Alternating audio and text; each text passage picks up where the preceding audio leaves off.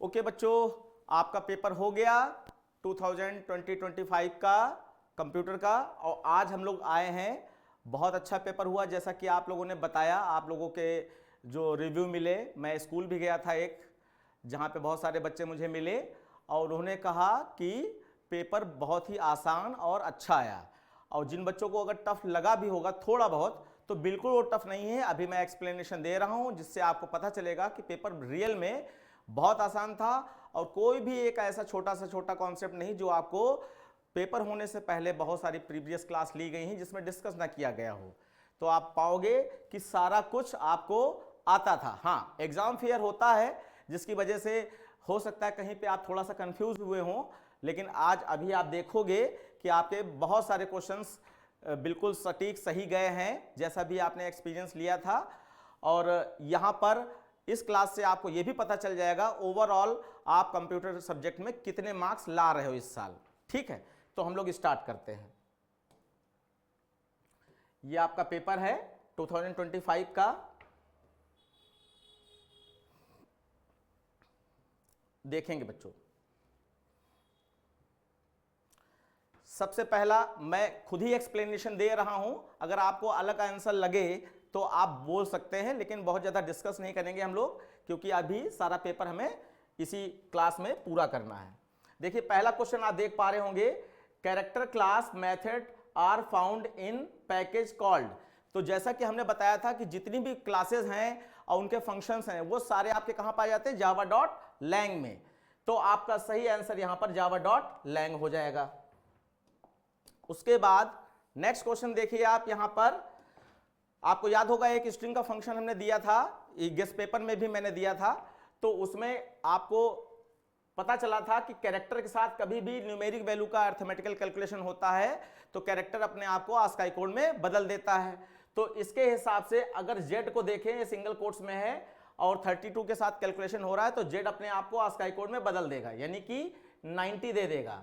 और 90 प्लस 32 करेंगे आप तो कितना हो जाएगा बच्चों, जल्दी से आंसर कीजिए। 122। तो यानी ऑप्शन सी आपका सही जाएगा इसका।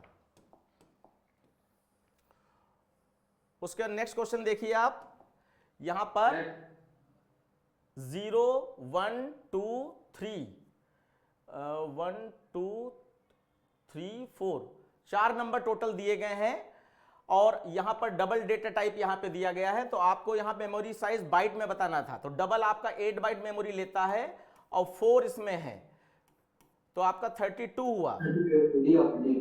तो ऑप्शन डी इसका सही है। फिर नेक्स्ट है, हाँ मैं बोल रहा हूं आप ध्यान दीजिएगा और देखिएगा कहां क्या कमी रह गई।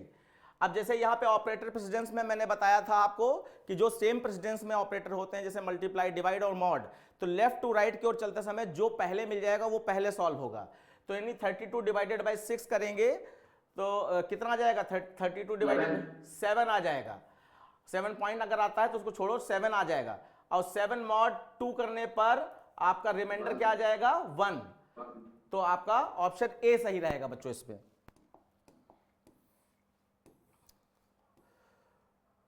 फिर देखिए ये एक पिक्चर वाला दिया गया है, इसमें आपका 2D एरे दिया गया है, डबल डायमेंशन एरे। तो आपको इंडेक्सिंग पता है डबल डायमेंशन एरे की, 0 0 0 1 0 2 और 1 0 1 1 और 1 2। अब इसमें पूछा गया था 2 3, ये क्या दिया गया, कुछ छूट गया क्या? अच्छा मैं देख लेता हूं, consider the 2 dimensional array 2 3 of, अच्छा 2 रो है और 3 कॉलम है, ठीक है। और यहां पे इनपुट आउटपुट डिवाइसेस दी गई हैं और कहा गया है state the index of the device bar code. तो बार कोड आपको कहां दिखाई पड़ रहा है, यहां पे दिखाई पड़ रहा है। तो ये आंसर क्या है, 1 1 है। तो आपका आंसर यहां पे ए जाएगा। यही किया था बच्चों आप लोगों ने? Yes sir. चलो बहुत अच्छी बात। उसके बाद नेक्स्ट देखिए आपका विच of the following is user defined data type. तो आप लोगों को कल बताया गया था कि डेटा टाइप से रिलेटेड एक क्वेश्चन आपको मिलना ही मिलना है, तो प्रिमिटिव और यूजर डिफाइंड डेटा टाइप यानी कि कंपोजिट या नॉन प्रिमिटिव डेटा टाइप। तो उसमें नॉन प्रिमिटिव डेटा टाइप में 3 हमने बताए थे और बाकी थ्योरी आपकी जो हमने गेस्ट पेपर के लास्ट में दी थी उसमें भी ये क्वेश्चन था आपका कि आपका एरे, क्लास और आपका इंटरफेस ये सारे नॉन प्रिमिटिव डेटा टाइप में आते हैं। तो ये 1 और 3 इसमें सही है। इसके हिसाब से ऑप्शन बी आपका बच्चों सही रहेगा।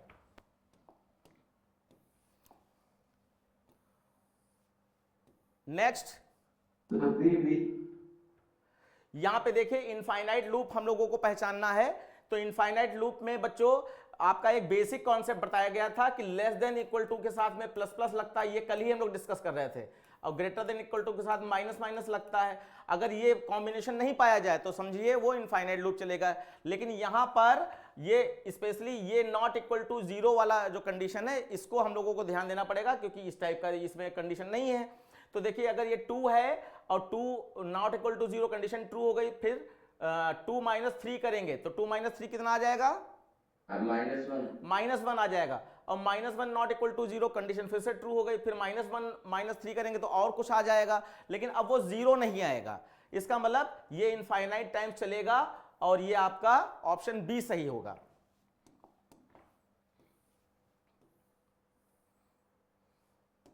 नेक्स्ट है, यहां पर जब नेस्टेड फंक्शन दिए जाते हैं तो अंदर वाले फंक्शन को पहले सॉल्व करते हैं। तो मैट डॉट मिन में -5 और -4 लिखा है, तो इसमें -5 में स्मॉलेस्ट नंबर क्या होगा? -5 होगा। स्मॉलेस्ट नंबर क्या होगा? माइनस में जो बड़ा दिखता है वो छोटा होता है, ये चीज ध्यान रखिएगा। जो 0 से जितना ज्यादा दूर है वो छोटा है, जो 0 के जितना ज्यादा पास है वो बड़ा है। तो यहाँ पे यहाँ पे -5 और -4 में स्मॉलेस्ट नंबर क्या होगा आपका? -5 होगा। और फिर उसके बाद -7 और -5, -7 और -5 में लार्जेस्ट नंबर देखें तो ये -5 ही लार्जेस्ट है, -7 और -5 में। तो आपका ऑप्शन -5 ही रहेगा। पर -5.0 नहीं होगा? क्यों? ये मैक्स मिन का आपको पता नहीं है कि इसमें जिस टाइप का डेटा टाइप होता है उसी टाइप की वैल्यू रिटर्न करता है। अगर ये इंटीजर टाइप में है तो इंटीजर वैल्यू रिटर्न करेगा, अगर फ्लोट टाइप में है तो फ्लोट वैल्यू रिटर्न करेगा। ये इसका रहता है बच्चे। और 0.0 तो ऑप्शन में भी नहीं है, तो काहे परेशान हो? तो आपका -5 इसका करेक्ट आंसर है। उसके बाद देखेंगे विच of the following is true for the, बच्चे माइक ऑफ रखिए, विच of the following is true for the given object creation statement. तो ये आपका ये गेम नाम की क्लास है, क्रिकेट नाम का ऑब्जेक्ट है, इक्वल टू न्यू गेम नाम का कंस्ट्रक्टर है। अब यहां पर ऑप्शन आपको देखना था, तो गेम इज एन ऑब्जेक्ट, तो गेम तो क्लास है, ये गलत हो गया। फिर new keyword create object game, तो गेम नाम का ऑब्जेक्ट है नहीं, गेम नाम की तो क्लास है, तो ये भी गलत हो गया। और गेम इज अ क्लास सही है, और क्रिकेट इज एन ऑब्जेक्ट सही है, तो ये वाला सही है। और बाकी नीचे वाला देखें, game and cricket are object, ये भी गलत है। तो ऑप्शन सी बच्चों यहां पर आपका ओवरऑल सही जाएगा।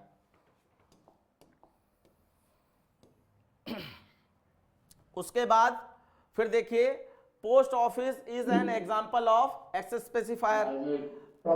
तो ये पोस्ट ऑफिस सबके लिए होता है ना, इसलिए ये पब्लिक में जाएगा। प्राइवेट तो उसको कहते हैं ना कि वो मेरे पर्सनल यूज का है या किसी के पर्सनल यूज का है, लेकिन पोस्ट ऑफिस जहां लेटर वगैरह डालने जाते हो वो तो सबके यूज का होता है, सभी लोग वहां जाते हैं, इसलिए ये पब्लिक में माना जाएगा। फिर देखिए बच्चों, इन स्विच केस, ये भी क्वेश्चन कल डिस्कस किया गया था फॉल थ्रू कंडीशन का। In switch case break statement avoid fall through condition, यानी अगर ब्रेक लगा है तो फॉल थ्रू कंडीशन जनरेट नहीं होती है। तो ये बात करेक्ट है? Yes sir. ओके। उसके बाद दूसरा है break statement helps to execute only one case at a time, तो ये भी बात सही है। Yes sir. और ये ब्रेक के बारे में ही ऊपर वाले को एक्सप्लेन कर रहा है, तो ऑप्शन ए सही है इसका, ऑप्शन ए।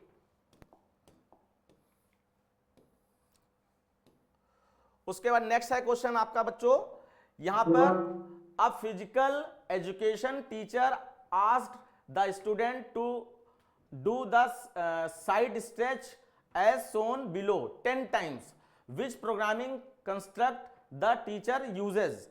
तो यहां पर 10 बार ये करेगा, और देखो यहां पे लगा भी है, ये एरो लगा है, इससे पता चलता है कि ये लूप हो रहा है, 10 बार कोई चीज यूज होनी है, तो ये फॉर लूप के साथ में आप जाएंगे, ये करेक्ट आंसर है आपका। थोड़ा सा हमें बोल लेने दिया कीजिए, जब हम पूछें आपसे कि ये क्या आंसर है तब आप बोलिए तो बहुत अच्छा लगेगा। फिर देखिए द इंडेक्स, इंडेक्स को ही सबस्क्रिप्ट बोलते हैं, जो 0 1 2 3 होता है एरे और स्ट्रिंग में, तो उसके बारे में कहा जा रहा है the index of last element of array, AR नाम का एरे है, तो उसका लास्ट आपका निकालना है। अब इसमें बताइए कौन सा सही है? Option D. डी। हाँ, बहुत अच्छी बात है।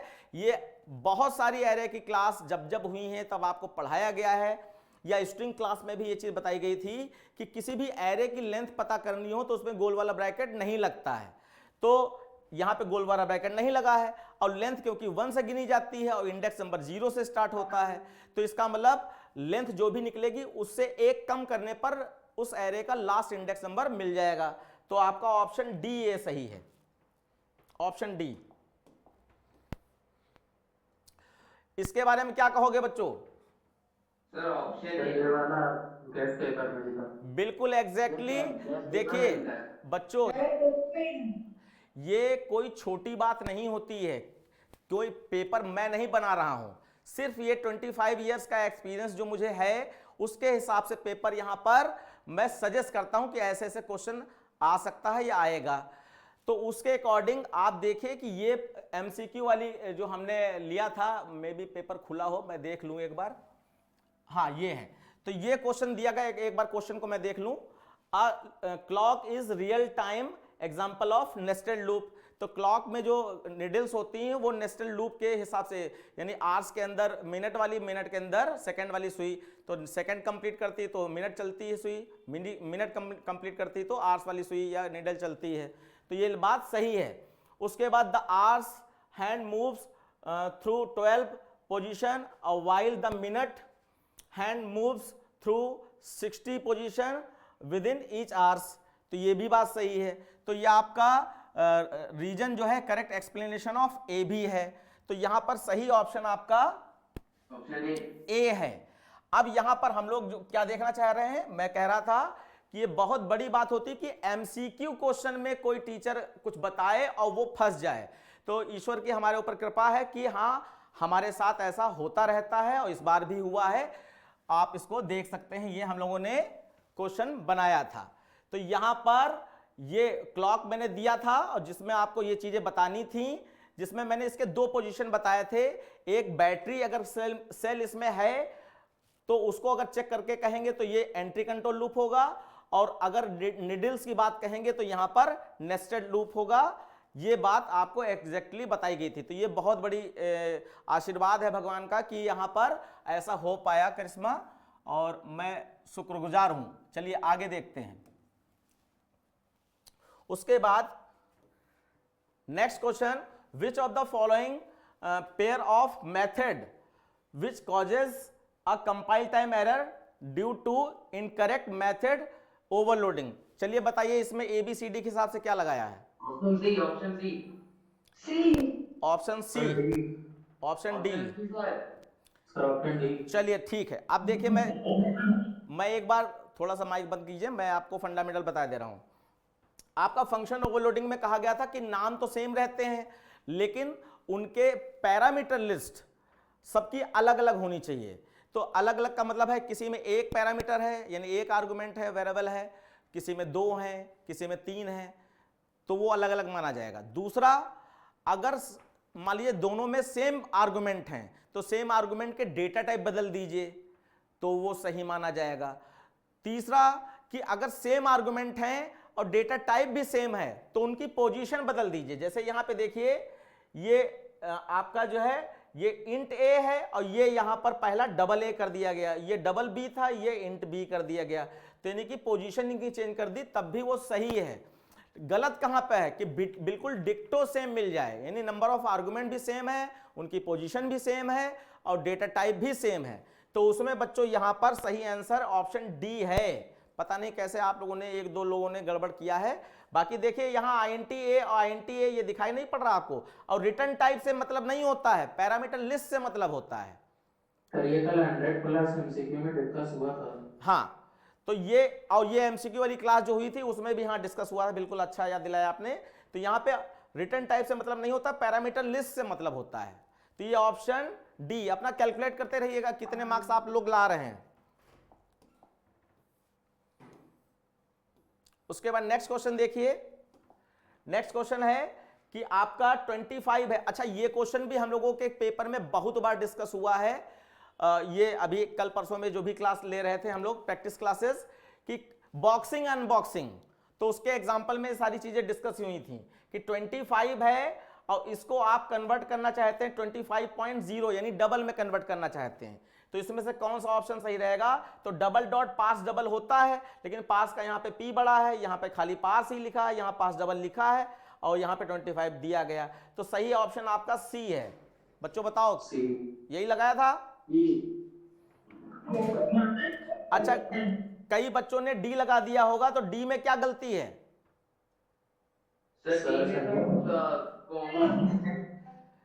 डी में डी में डबल कोट्स नहीं लगा है 25 में, क्योंकि उसको स्ट्रिंग आर्गुमेंट चाहिए जिसको उसको कन्वर्ट करना। ये तो इंटीजर पहले से है, तो इंटीजर डबल में यहाँ पे ऐसे नहीं कन्वर्ट होता है। बॉक्सिंग अनबॉक्सिंग में स्ट्रिंग से नंबर में, नंबर से स्ट्रिंग में होता है, primitive to non primitive, non primitive to primitive. तो ऑप्शन सी इसका सही है बच्चों।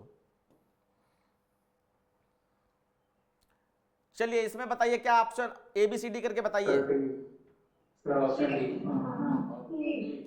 अच्छा देखिए, कुछ बच्चे डी बोल रहे हैं, कुछ बच्चे सी बोल रहे हैं, तो किसी ना किसी तो गलत हो गई होगा, कोई बात नहीं। आप देखिए, ये आपका किसी भी फॉर लूप में सेमीकोलन लगा दिया जाता है, इसका मतलब वो क्या है? वो आपका बॉडीलेस लूप है। और नाम बताइए कौन कौन थे? बॉडीलेस लूप, एम्प्टी लूप, हाँ, और नल लूप कह सकते हैं उसको, ठीक है। तो अब देखिए, इसका मतलब था कि ये लूप कंडीशन ट्रू करने में नीचे नहीं आएगा, ये सीधे अपडेशन पार्ट में चला जाएगा, ये खासियत है इसकी। और अगर कर्ली ब्रैकेट ना खोले तो एक लाइन अंदर मानी जाती है, तो उसके हिसाब से क्योंकि ये सेमीकोलन लगा है तो इसके अंदर कोई बॉडी मानेगा ही नहीं, वो एक लाइन भी नहीं मानेगा। तो इसका मतलब पी में 4 है, 4 0 से बड़ा है, कंडीशन ट्रू, नीचे आया और नीचे आने पी प्रिंट नहीं करेगा, सीधे p-2 पे चला जाएगा, तो आपका 4 - 2 2 हो जाएगा, 2 भी बड़ा है, फिर नीचे आएगा और नीचे प्रिंट नहीं करेगा, सीधे p-2 पे चला जाएगा, तो 2 - 2 क्या आ जाएगा? 0 आ जाएगा। अब 0 is greater then 0, condition true हो गई।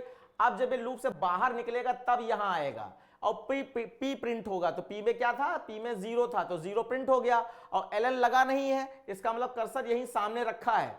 हमने बहुत बार, आप दिल पर हाथ रख के अपने सोच सकते हैं कि मैंने बहुत बार ये बात बताई है कि आउटपुट के क्वेश्चन कभी भी आएंगे तो system dot out dot println में एलन लगा है या नहीं लगा है, ये बात आपको हमेशा याद रखनी है। किसी को याद है ये बात? यस सर, बहुत बार क्लासेस में बताई गई थी। तो देखिए, पी जब प्रिंट करेगा तो 0 प्रिंट करेगा, लेकिन कर्सर आपका यहीं पे रखा हुआ है।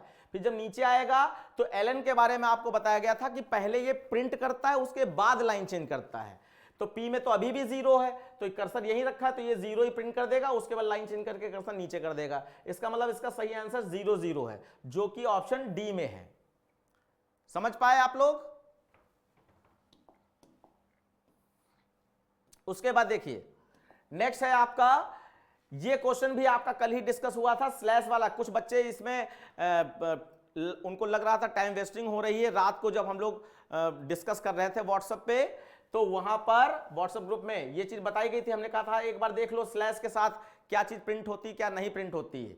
तो देखो, ये डबल कोट्स जो स्टार्ट हुआ है और ये जो डबल कोट्स बंद हुआ है, ये तो आपका SOPLN का है, इससे कोई मतलब नहीं है। बाकी कोई भी कैरेक्टर जो प्रिंट नहीं हो सकता है, उसको अगर आप प्रिंट कराना चाहते हैं तो स्लैश साइन के साथ अगर उसको लिखा जाता है तो वो प्रिंट हो जाता है। तो देखें, ये आई सेड, इसमें तो स्लैश कुछ लगा नहीं है, इसका मतलब I said as it is print होगा, तो ये as it is I said comma और आपका कॉमा तक प्रिंट होगा। तो यहां पे कॉमा तक आई सेड में यहां भी है, यहां भी है, यहां भी है, ये तीनों ऑप्शन ठीक हैं। उसके बाद अब यहां पे स्लैश डबल कोट्स लगा है, इसका मतलब ये डबल कोट्स प्रिंट कराने के लिए है। तो इसका मतलब सेट के बाद डबल कोट्स आना चाहिए। तो जैसे इसमें सिंगल कोट्स है और इसमें डबल कोट्स है, तो ये सही हो सकता है, और इसमें डबल कोट्स नहीं है तो यही सही है। तो ये डबल कोट्स ये वाला लेगा, और उसके बाद ये डबल कोट्स कहां पर बंद है, ये डबल कोट्स यहां पे बंद है, यहां पे बंद है, ठीक है। तो इसका मतलब एल्डर्स के बाद में आपका बंद हो जाएगा, तो एल्डर्स के बाद बंद हुआ, तो इसका मतलब ऑप्शन बी है इसमें सही। कुछ गलती की इसमें किसी बच्चे ने? No sir. तो ऑप्शन बी सही है। उसके बाद देखेंगे बच्चों, यहां पे एक छोटा सा आउटपुट है, इसमें ANGE ये सब कुछ सेम है, R और L में आपका डिफरेंस है। तो ABCD के हिसाब से इसका हमने तरीका बताया था कि आप RL में डिफरेंस निकालेंगे। तो आपको RL के हिसाब से देखें तो RL में डिफरेंस निकालना मुश्किल है, तो LR में निकाल लीजिए, LR में। तो LR में निकालने के लिए डिफरेंस क्या बताया था, ये कल ही का क्वेश्चन है कि L को छोड़कर आपको आपके कंटिन्यू करना है, MCQ क्वेश्चन में हमने बताया था ये।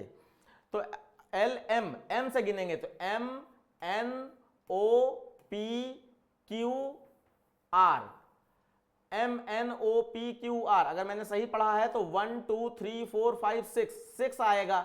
अब ये 6 प्लस में आएगा या माइनस में आएगा? तो हमने बताया था कि दोनों कैरेक्टर्स में अगर पहले वाले कैरेक्टर का ASCII कोड ज्यादा है, बड़ा है, तो प्लस में आएगा, अगर छोटा है तो माइनस में आएगा। तो R का ASCII कोड L से बड़ा होगा, R बड़ा होगा, इसका मतलब प्लस में आएगा। तो +6 आपका ये वाला C ऑप्शन करेक्ट रहेगा। उसके बाद आप, हाँ आप बच्चों ध्यान दीजिए, ये वाला क्वेश्चन हमने बहुत जोर देकर आपको बताया था। गेस्ट पेपर फिर से मैं एक बार खोल ले रहा हूं, और उसमें मैंने क्वेश्चन दे दिया था, कोई बच्चा बताए कौन सा क्वेश्चन दिया था मैंने गेस्ट पेपर में इस क्वेश्चन की जगह पर? ये लीनियर सर्च आई थिंक, ये देखिए ये है लीनियर सर्च का में भी ये क्वेश्चन हमने दे दिया था कि लीनियर सर्च इसी बहाने आपको याद हो जाएगी। लेकिन हमें मालूम था, उस समय हमने कहा भी था कि कोई भी छोटा सा कोड यहाँ आ जाएगा, चाहे प्राइम नंबर का आ जाए, चाहे फैक्टोरियल वैल्यू का आ जाए, या 2 नंबर का स्वैपिंग का आ जाए, तो आखिरकार ये वाला क्वेश्चन भी आपका बिल्कुल सेम डिक्टो आप मान सकते हो कि कॉन्सेप्ट के हिसाब से डिक्टो सेम क्वेश्चन फंस गया है। तो यहां पे देखिए, इसमें अरेंज करना है फैक्टोरियल वैल्यू, 4 का फैक्टोरियल वैल्यू निकालना है। तो इसके हिसाब से ये लूप सबसे पहले रहेगा, सही है। और उसके बाद फिर आपको अच्छा नहीं, लूप सबसे पहले नहीं रहेगा, पहले तो वेरिएबल डिक्लेयर होंगे। नंबर 1 पे ये वेरिएबल डिक्लेयर होंगे, फिर नंबर 2 पे ये लूप आएगा, और लूप करने के बाद फिर कैलकुलेशन होगी, तो इसका मतलब नंबर 3 पे ये है, और फिर नंबर 4 पे वैल्यू रिटर्न होगी। तो सही हुआ आपका, ये आपका 3 3 1 3 1 4 2 3 1 4 2 3 1 4 2 ऑप्शन बी सही है क्या? ये मैंने सही लगाया? तो इस तरीके से आपका क्वेश्चन मिला है। इसीलिए मैं कह रहा हूं कि हाँ वाकई में पेपर आसान आया था। क्वेश्चन कोई ऐसा था ही नहीं जो ट्रिकी हो, जबकि हम लोगों ने बहुत सारे ट्रिकी क्वेश्चन देखे थे, समझे थे। और मैंने ये भी कहा था कि स्कूल्स में बच्चों आपको परेशान किया जाता है, अजीबोगरीब क्वेश्चन बना दिया जाता है, लेकिन बोर्ड का पेपर हमेशा आसान आता है। तो आप उसका एग्जाम्पल देख सकते हैं। अब जल्दी से यहाँ पे कुछ कैलकुलेशन हम लोग देख लेते हैं। क्या है? Write Java expression to find product of square root of P and square root of Q using method math class. अब देखो यहाँ पे ये नया तरीका इंट्रोड्यूस कर दिया गया। पहले क्या करते थे, वो मैथ का कोई फॉर्मूला रख देते थे, उसको कहते थे इसको जावा एक्सप्रेशन में बदलो। अब यहाँ पे उन्होंने उसको अपने स्टेटमेंट में बता दिया है, कह रहे हैं इसको आप जो है करके दिखाइए जावा एक्सप्रेशन में कैसे। तो यहाँ पे प्रोडक्ट कह रहे हैं, प्रोडक्ट। तो प्रोडक्ट किसका करना है? स्क्वायर रूट ऑफ पी का, स्क्वायर रूट ऑफ क्यू का। तो आपको यहाँ पे मैथ डॉट पाव SQRT, sorry math dot SQRT bracket में P रख दिया, फिर मल्टीप्लाई का साइन, मैथ डॉट SQRT और ब्रैकेट में Q रख दिया। बस इतना ही लिखना था। ये आपका इसका आंसर हो गया।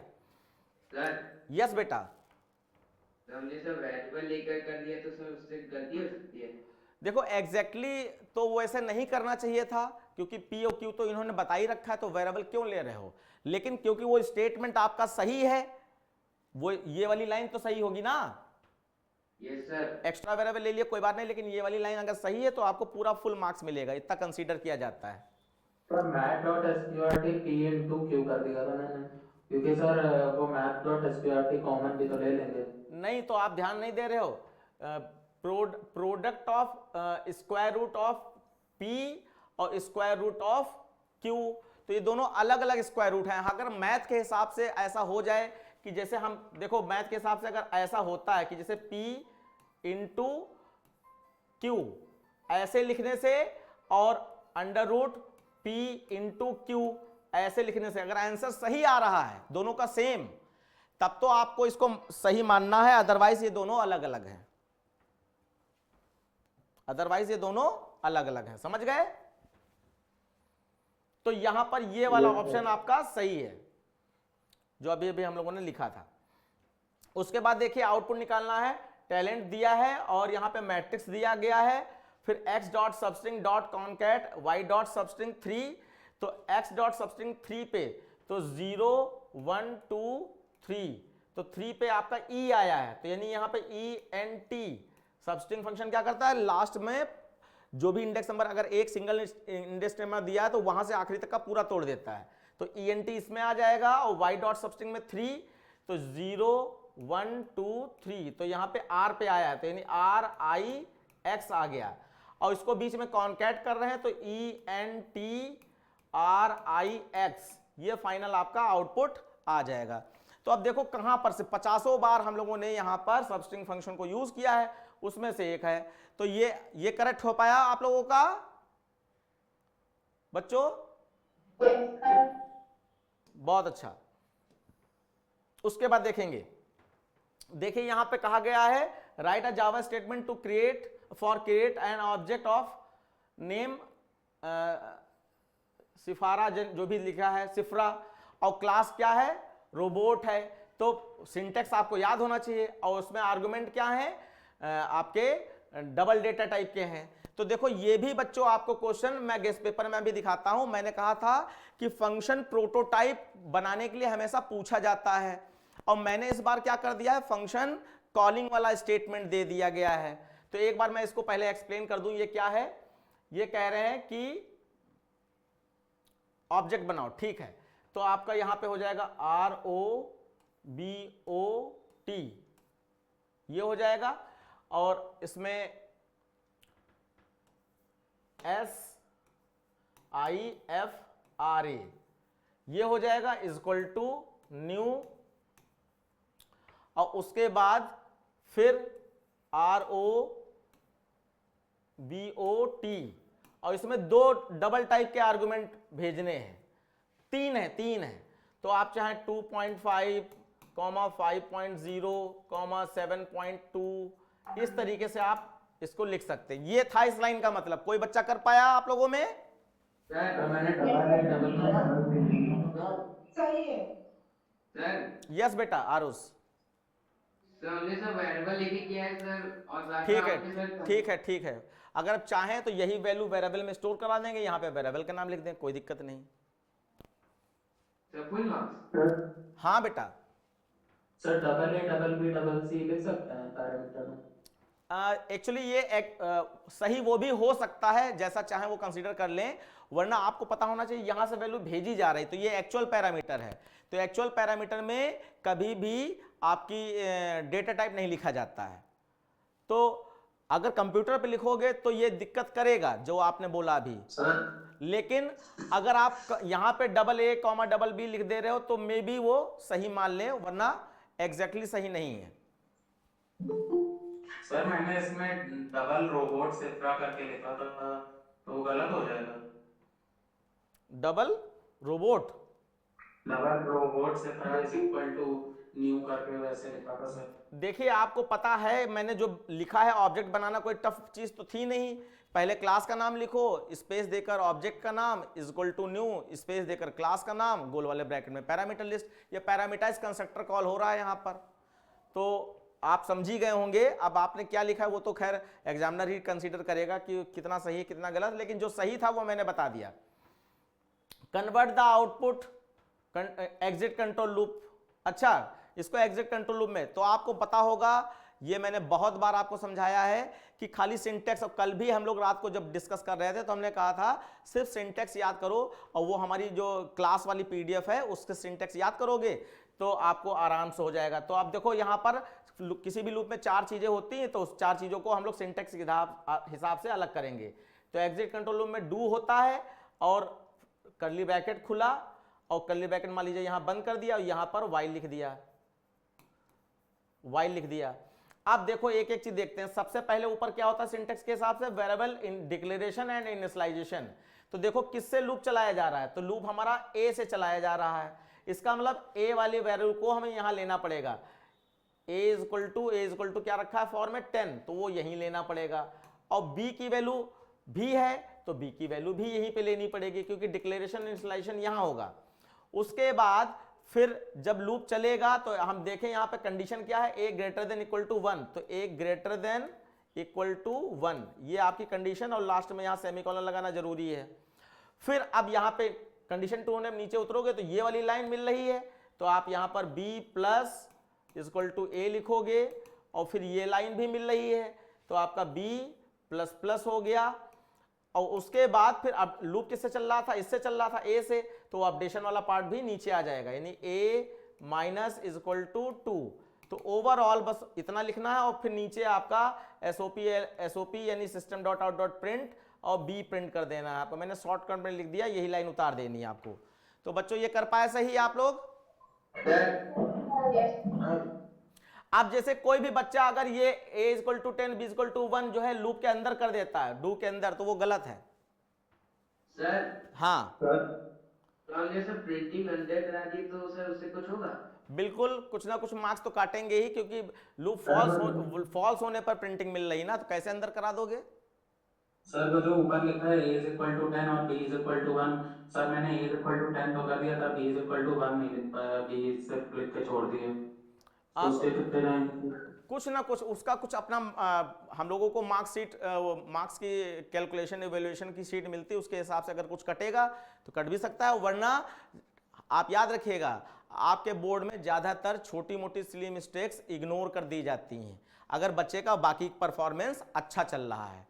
तो आप इसके लिए निश्चिंत रहिए, क्योंकि पिछले साल ही एक बच्ची वासवी जो 100 आउट ऑफ 100 यहाँ लाई थी, तो वो कह रही थी मेरा एक क्वेश्चन गलत हो गया, मुझे भी लग रहा था मैं भी गलत हो गया, लेकिन अब देखो उसका 100 में 100 आया है, तो यानी कि वो कंसीडर कर लिया गया है। तो ये एग्जाम्पल है, छोटी मोटी बातें सही हो सकती हैं आपकी अगर गलत भी हो गई थी। मेरा सही हो जाएगा। हाँ, फिर देखिए बच्चों, ये काफी बड़ा सा क्वेश्चन है, इस टाइप का क्वेश्चन हमने भी बनाया था। देखो कुछ ऐसे हमने बनाया था, बड़ा सा क्वेश्चन था ये, क्वेश्चन नंबर 2 में, और मैंने तो कुछ और ही दिया था, या देख लेते हैं क्या दिया है मैंने। ये सोल्यूशन सहित शायद सब कुछ दिया गया है आपको। हाँ, ये वाला क्वेश्चन दिया था जिसमें टेम्प है और ये पैरामीटराइज आपका वेरिएबल फंक्शन दिया गया है।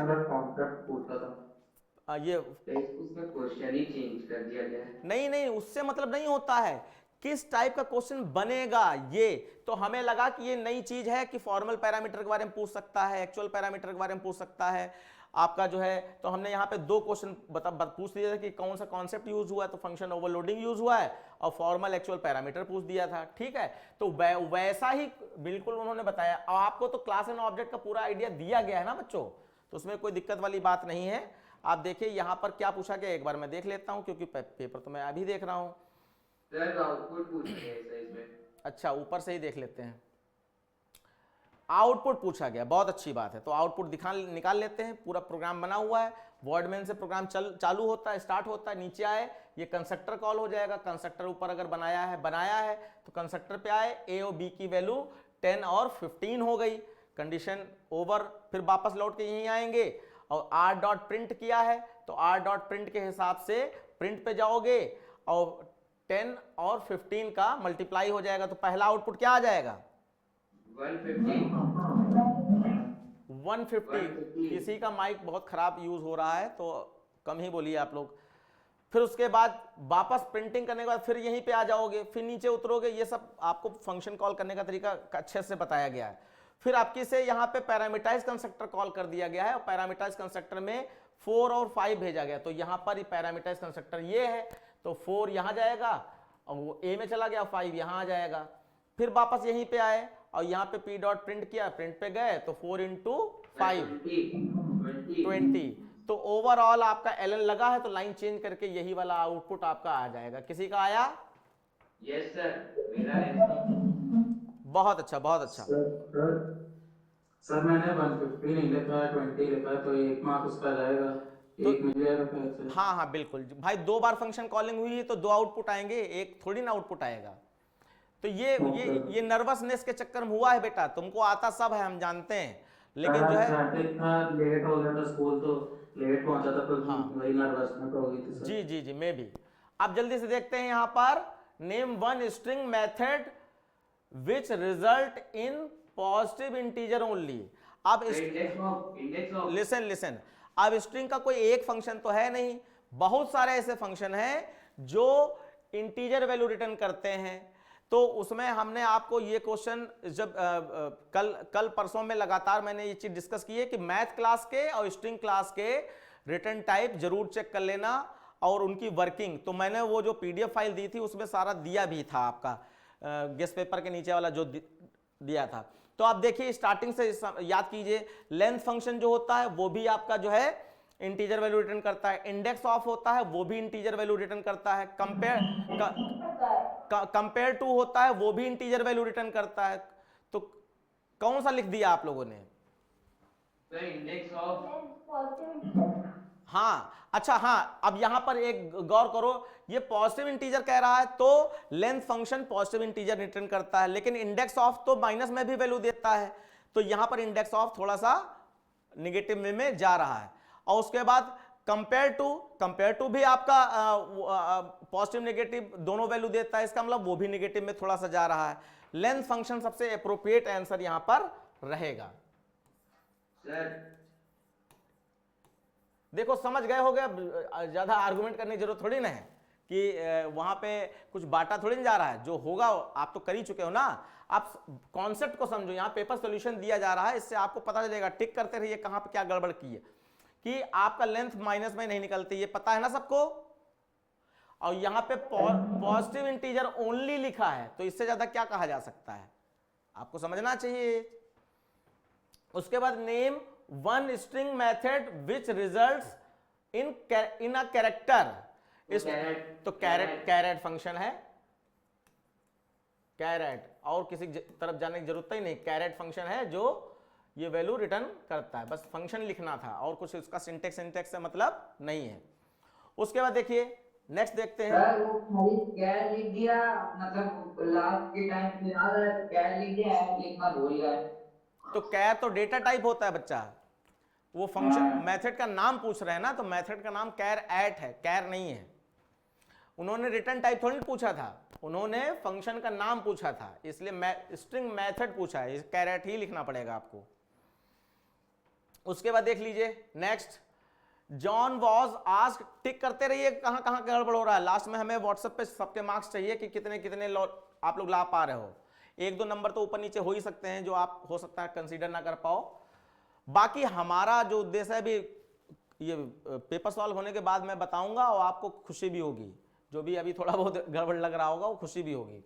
देखिए, John was asked to write a Java code to calculate the surface area of a cone, the following code was written by him. तो यहां surface area of cone is A = πr_l लिखा हुआ है। अब यहां पर दूसरा ये लिखा हुआ है, एक और यहां पे फॉर्मूला लगा हुआ है, तो इसमें अच्छा पहले l निकालेंगे उसके बाद l इसमें यूज हो जाएगा। तो उसके नीचे फिर यहां पर कोड लिखा है। अब यहां पे इन्होंने कहा है specify the type of error, इस टाइप का क्वेश्चन क्योंकि प्री बोर्ड के सैंपल पेपर में भी दिया, सॉरी प्री बोर्ड बता रहे हैं, वो आपका बोर्ड के सैंपल पेपर में भी दिया गया था और ये क्वेश्चन हम लोगों को पता था, एरर वाले ओसवाल वाली बुक या बहुत सारी बुक से हम लोगों ने बहुत सारी जानकारी ली थी। चलिए देख लेते हैं यहां पर क्या पूछा जा रहा है, type of the error in the above program and correct write the program to be error free. तो यानी इसको एक तरीके से पूरा ही लिखना है आपको। तो देखो मैं पूरा नहीं लिखूंगा, बस एरर सही करूंगा। जैसे ये लाइन आपकी सही है, इसमें कोई दिक्कत नहीं है। उसके बाद ये फंक्शन बनाया डबल एरिया, डबल आर और डबल एच। तो इसमें देखो एच की कोई जरूरत, हाँ एच की जरूरत है, आर और एच से ही एल निकलेगा। तो ये भी बात आपकी सही हो गई, ठीक है, सही है। उसके बाद कर्ली ब्रैकेट खोला, ये भी सही है, डबल एल और ए ले लिया, चलिए ये भी बात लगभग सही है। उसके बाद आप देखते हैं यहां पर a is equal to 22.0 divided by 7 लिखा है 22। तो पाई की वैल्यू आपकी ये होती है, तो ठीक है। और 0.0 भी लगा दिया तो डिवाइडेड बाई 7, थोड़ा सा देख लेने दीजिए। तो डिवाइडेड बाई 7 ये भी सही है। और इंटू आर इंटू एल किया इस फॉर्मूले के हिसाब से, ये भी सही है। अब चाहे तो यहाँ पे चाहे तो यहाँ पर 0 बढ़ा सकते हैं 7.0, लेकिन ये सही है। अब हम लोग पहुंच रहे हैं वहां तक। अब देखो यहां पर गलती हमें जो दिखाई पड़ी वो ये है कि ये इस फॉर्मूले में एल यूज हो रहा है और एल तो नीचे कैलकुलेट हुआ है, तो नीचे वाली वैल्यू ऊपर नहीं जाती, ऊपर वाली वैल्यू नीचे आ सकती है।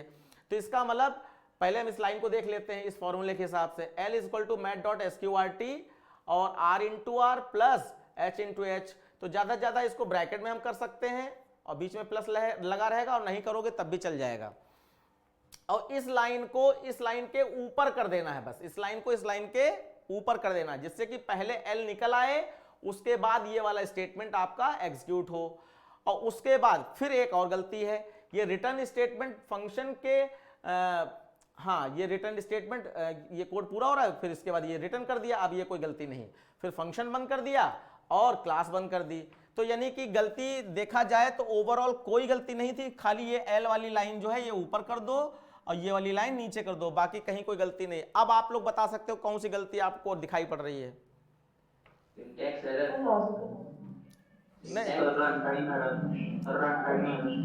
हाँ अब देखो यहाँ पर देखो, अब वो बात बतानी ना, ये तो हम लोगों ने करेक्ट कर लिया।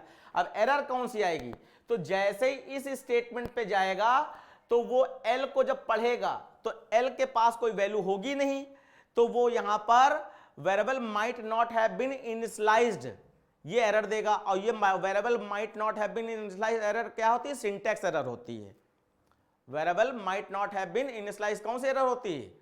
कि वेरिएबल में कोई सिंटैक्स की उसमें कोई वैल्यू नहीं है।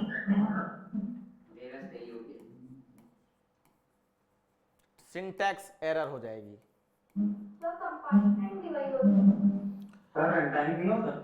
देखो रन टाइम तो प्रोग्राम रन होते समय आएगी ना, तो यहां पर जब कंपाइल हो रहा होता है प्रोग्राम तो उसी समय ये फॉर्मूला चेक होगा कि इसमें कोई सिंटैक्स एरर तो नहीं है, तो उसके हिसाब से यहाँ पे एल की वैल्यू इसके पास नहीं है, तो ये आपका सिंटैक्स एरर में ले लेगा।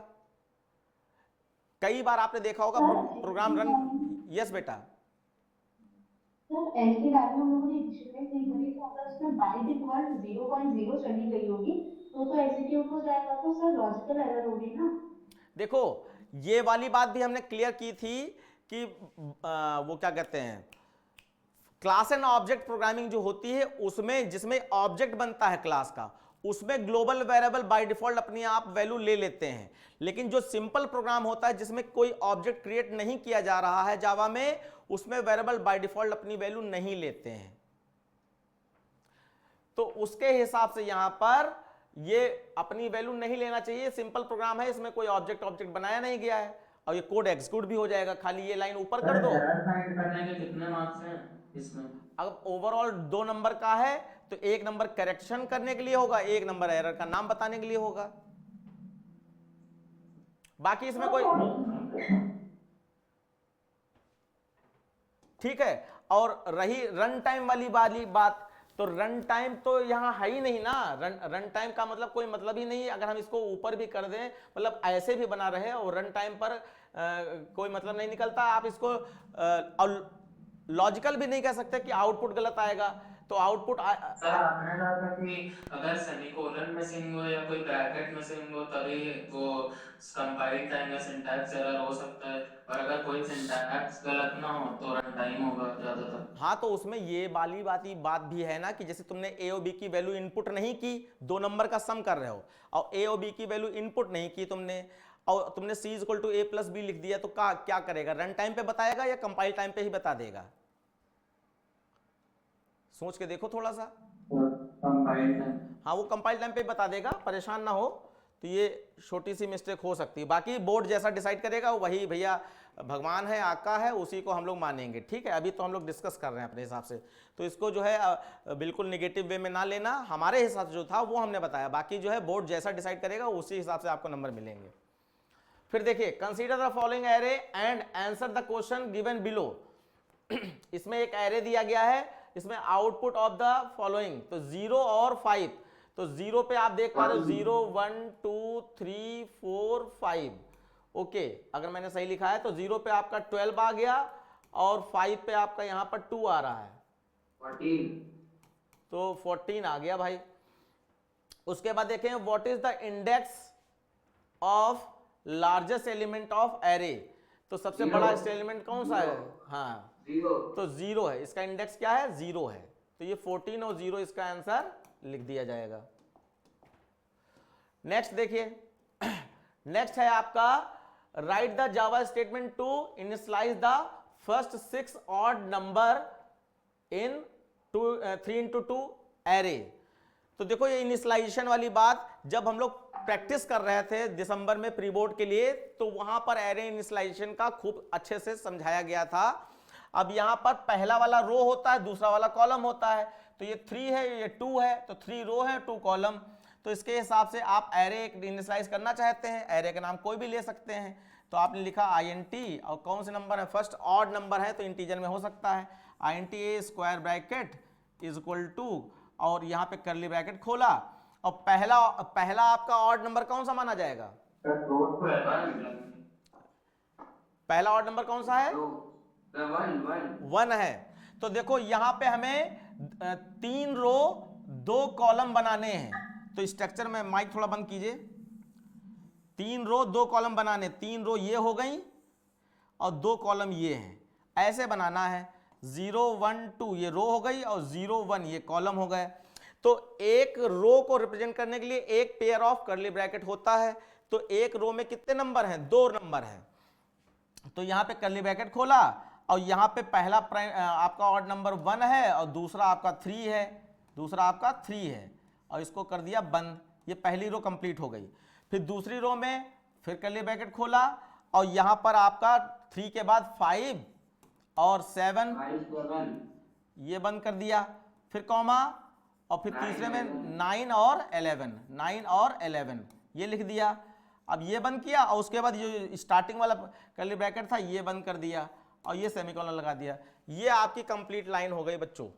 सर 2 स्क्वायर ब्रैकेट होंगे ना, ए के बाद इंट ए के बाद 2 स्क्वायर ब्रैकेट। अच्छा, हाँ, ये थोड़ा सा ध्यान नहीं दिया, बिल्कुल सही, ए स्क्वायर ब्रैकेट ये बनाए है, तो ये मेमोरी बना के आप ये आराम से देख सकते हो। तो ये आपका करेक्ट स्टेटमेंट हो चुका है।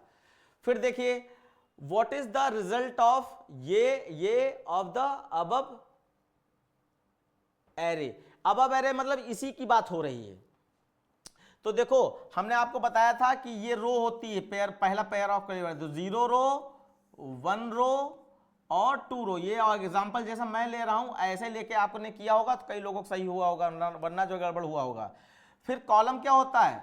0 1 0 1 और 0 1 ये।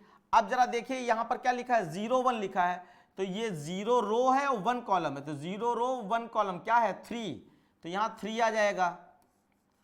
फिर उसके बाद 2 1, तो 2 रो यानी ये और 1 कॉलम, तो 2 रो 1 कॉलम पे क्या है? 11 है, तो आपका यहां पे 11, तो आप प्लस करोगे तो आपका 14 आ जाएगा। तो ये आपका देखो कितना अच्छा छोटा सा दिमाग घुमाने की कोशिश की गई, खाली बेसिक चीजें आपको आनी चाहिए। किसी का सही हुआ ये? सर मेरा हुआ, सर मेरा। बहुत अच्छा, बहुत अच्छा। मेरा ठीक है, बढ़िया। अब इसके बाद देखिए आउटपुट देखना है, यहाँ पे जावा लिखा है और 0 से s डॉट लेंथ निकाल दें या तो आपका 1 2 3 4 लेंथ आ जाएगी और +2 कर रहे हैं और उसके बाद यहाँ पे सबस्ट्रिंग का भी यूज कर डाला है। तो ठीक है, 0 4 से छोटा है, कंडीशन ट्रू, नीचे आ गए और यहाँ पे s डॉट सबस्ट्रिंग 1 तो 0 तो 0 और यहाँ पर देखो एक चीज देखा जाए तो ये एक एरर भी है क्योंकि यहाँ पे गोल वाला ब्रैकेट बंद नहीं किया है उन्होंने, यहाँ पर एरर है ये। ठीक है, तो इस क्वेश्चन के लिए ध्यान सुन लो, जिसका यहाँ पे दिमाग गया होगा कि गोल वाला ब्रैकेट मिसिंग है और किसी का नहीं गया होगा कि गोल वाला ब्रैकेट मिसिंग नहीं है, तो जब पेपर चेक होगा वहां पर जो हम लोग जाते हैं पेपर चेक होता है तो वहां पे तो हर चीज देख ली जाती है। तो ऐसे क्वेश्चन जिसमें बोर्ड प्रिंटिंग मिस्टेक टाइप का कुछ कर देता है तो उस क्वेश्चन में बच्चे को खाली क्वेश्चन नंबर भी कायदे से डाल दोगे थोड़ा बहुत भी तो आपको फुल मार्क्स मिलते हैं उस क्वेश्चन के। तो यहाँ पे रिजल्ट तो मैं बता दे रहा हूं लेकिन आप अपने आंसर्स पे ध्यान ना दीजिएगा कि आपने क्या किया क्या नहीं किया, यहाँ पे फुल क्वेश्चन आंसर आएगा आपका, मतलब आपका क्या कहते हैं फुल मार्क्स आएगा क्योंकि ये एरर है। और अगर जानबूझ के एरर की गई है तब तो फिर आप वो बच्चे जिन्होंने एरर पकड़ ली तो वो एरर मैसेज दे देंगे नो आउटपुट, ऐसा हो सकता है। लेकिन ये जानबूझ के नहीं, ये तो एरर हो ही गई है क्योंकि सिंटेक्स ऐसे क्यों गलत लिख दिया। चलिए हम फिलहाल उस पर बात नहीं करेंगे, अभी जो है इस प्रोग्राम के हिसाब से ये आपका सिंटेक्स एरर आएगी, सिंटेक्स एरर आएगी, ये एग्जीक्यूट नहीं होगा बच्चों, ये एग्जीक्यूट नहीं होगा। ठीक है, बाकी आपकी इच्छा के लिए हम आउटपुट बताए दे रहे हैं, आंसर तो इसका सिंटेक्स एरर ही होना चाहिए, इच्छा के लिए आउटपुट बताए दे रहे हैं। तो आप यहां पे देखिए आई क्या है 0 है, 0 1 2 3, तो अब सबस्ट्रिंग में 0 मिला तो 0 से सीधे ये जावा ही प्रिंट कर देगा, जावा प्रिंट कर देगा, 0 से आखिरी तक का पूरा तोड़ देगा। फिर i + 2 हो रहा है तो 0 + 2 2 हो गया, 2 भी आपका 4 से छोटा है, नीचे आ गया। अब 2 जब यहां पे मिला तो 2 से VA मिलेगा, तो यहां पर लाइन चेंज हो ही रही है तो VA प्रिंट कर देगा, VA। और उसके बाद +2 हो गया तो 2 + 2 4 हो गया, 4 > 4 कंडीशन फॉल्स। तो आउटपुट देखें तो अगर सही आउटपुट चलाओगे तो ये आउटपुट आपका आ जाएगा। ठीक है बच्चों, समझ गए आप लोग? सही लूप कितनी बार एग्जीक्यूट होगा ये भी पूछा गया क्या? हाँ, हाउ मैनी टाइम्स ये भी पूछा गया है।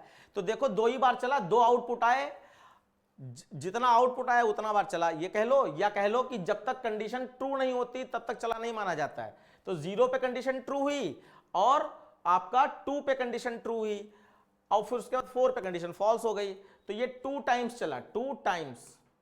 तो फॉल्स वाले को भी नहीं लिया जाता है? फॉल्स वाले कह लेंगे, कंडीशन ट्रू होने का मतलब लूप चला, कंडीशन चेक होने का मतलब लूप नहीं चला है। ये तो भैया बहुत बार बताया गया है, काहे यार इसी बात कर रहे हो।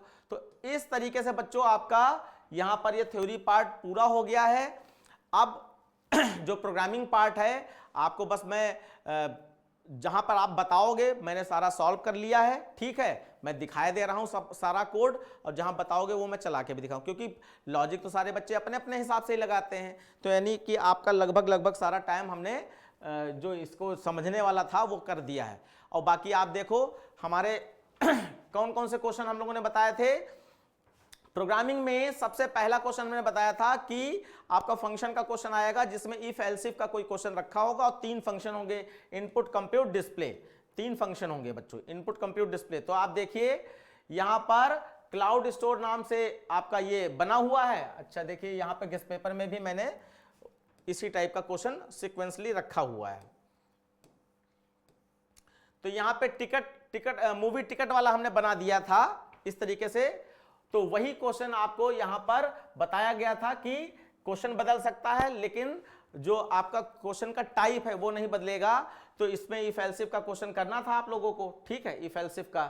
तो आप देखिए अकाउंट नंबर दिया गया, स्पेस दिया गया, बिल दिया गया है, और एक्सेप्ट में वैल्यू इनपुट करनी है तो बिल को छोड़कर अकाउंट नंबर और स्पेस जो है आपको इनपुट कर लेना है।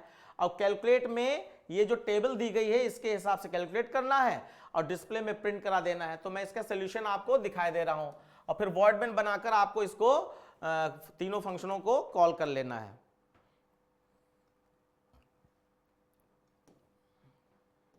लॉजिक देख लीजिए, आपको कंफर्म हो जाएगा। ये क्वेश्चन था आपका। तो देखिए सबसे पहले आपका इंपोर्ट वाली लाइन हो गई, फिर क्लास का नाम, कर्ली ब्रैकेट, अकाउंट नंबर हो गया, स्पेस हो गया, डबल में बिल हो गया, और ये देखो कमेंट लाइन ऐसे लिखी जाती है बच्चों। उसके बाद अब आपको रूट बताया गया था, रूल, कि आपको स्कैनर वाली लाइन वही लिखनी है जहां पर वैल्यू इनपुट होती। तो एक्सेप्ट नाम का फंक्शन था, उसमें स्कैनर वाली लाइन लगाकर फिर एंटर अकाउंट नंबर, हमने कहा था इनपुट अलग अलग लेना, तो आपने ध्यान रखा होगा, बहुत अच्छी बात है।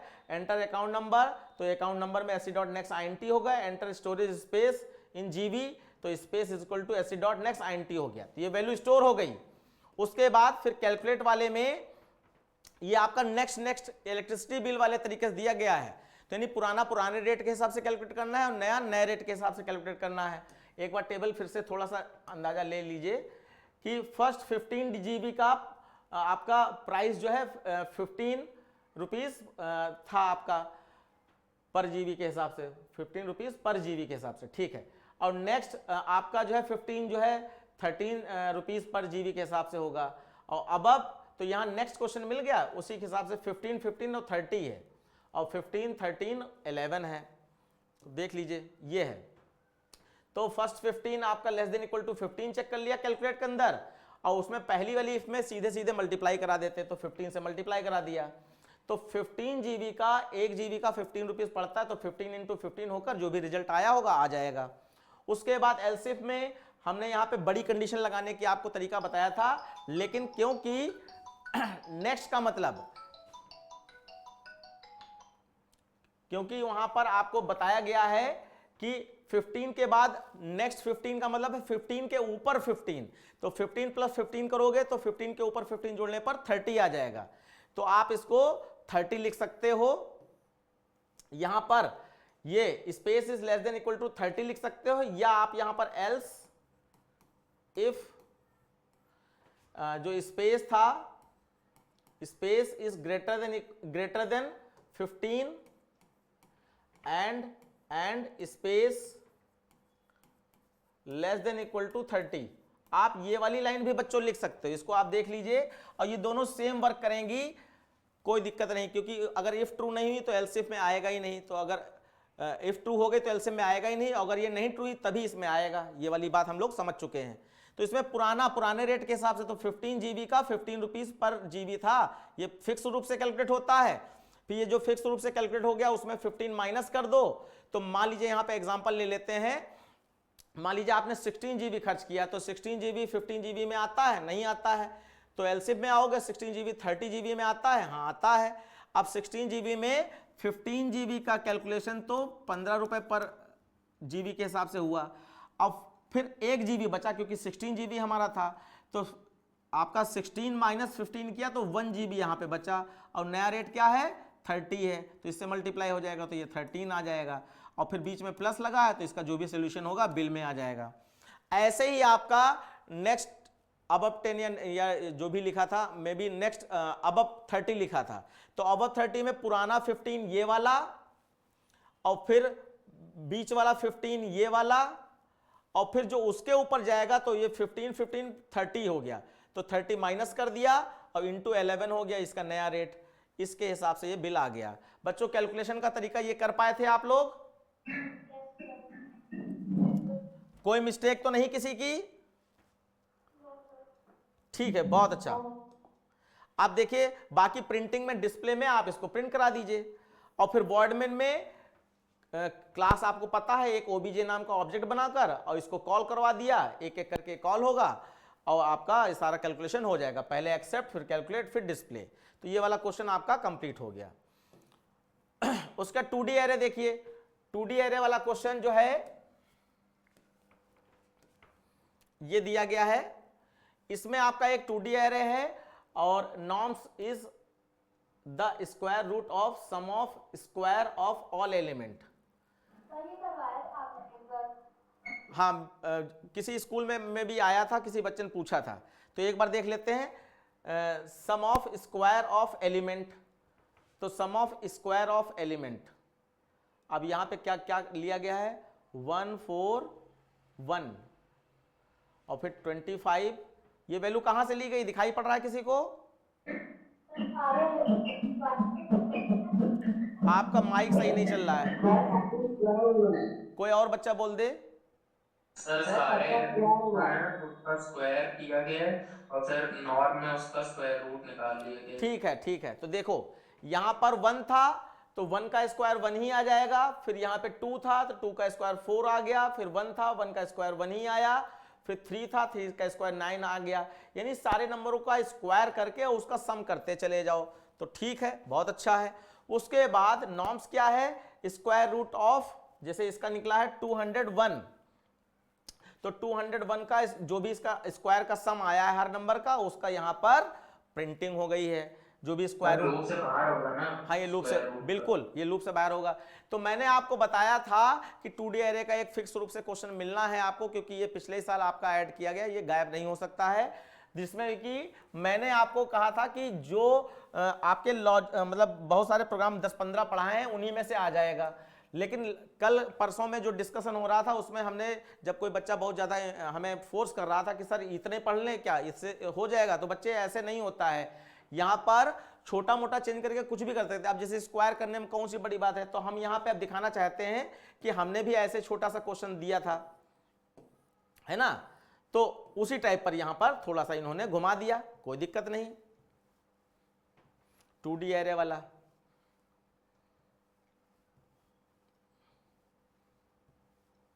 अभी बहुत सारी चीजें जो है अच्छी अच्छी आपको पता चलेंगी।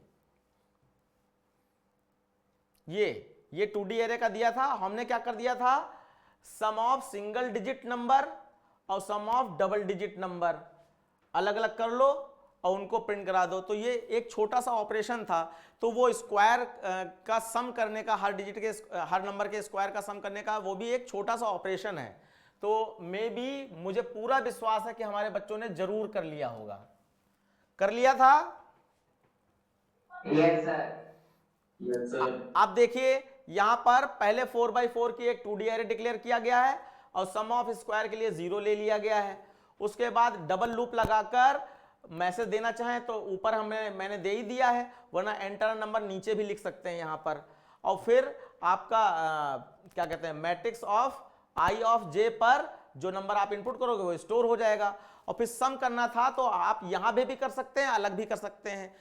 तो प्रोग्राम छोटा बने इसलिए हमने क्या किया, नंबर इनपुट हुआ और तुरंत उस नंबर का इनटू लगाकर स्क्वायर करके और सम ऑफ स्क्वायर में स्टोर कर दिया। ये देखो बीच में प्लस लगा है बच्चों, दिखाई पड़ रहा है सबको, और ये अलग लूप लगा के भी किया जा सकता था। तो ये आपका अलग लूप लगाने से बच गए हम। और उसके बाद जो है जो भी सम आया 201 वो इसमें आ गया होगा, अगर वही डेटा हम दें तो उस सम ऑफ स्क्वायर का स्क्वायर रूट निकालकर नॉर्म्स नाम के वेरिएबल में स्टोर कर लिया गया।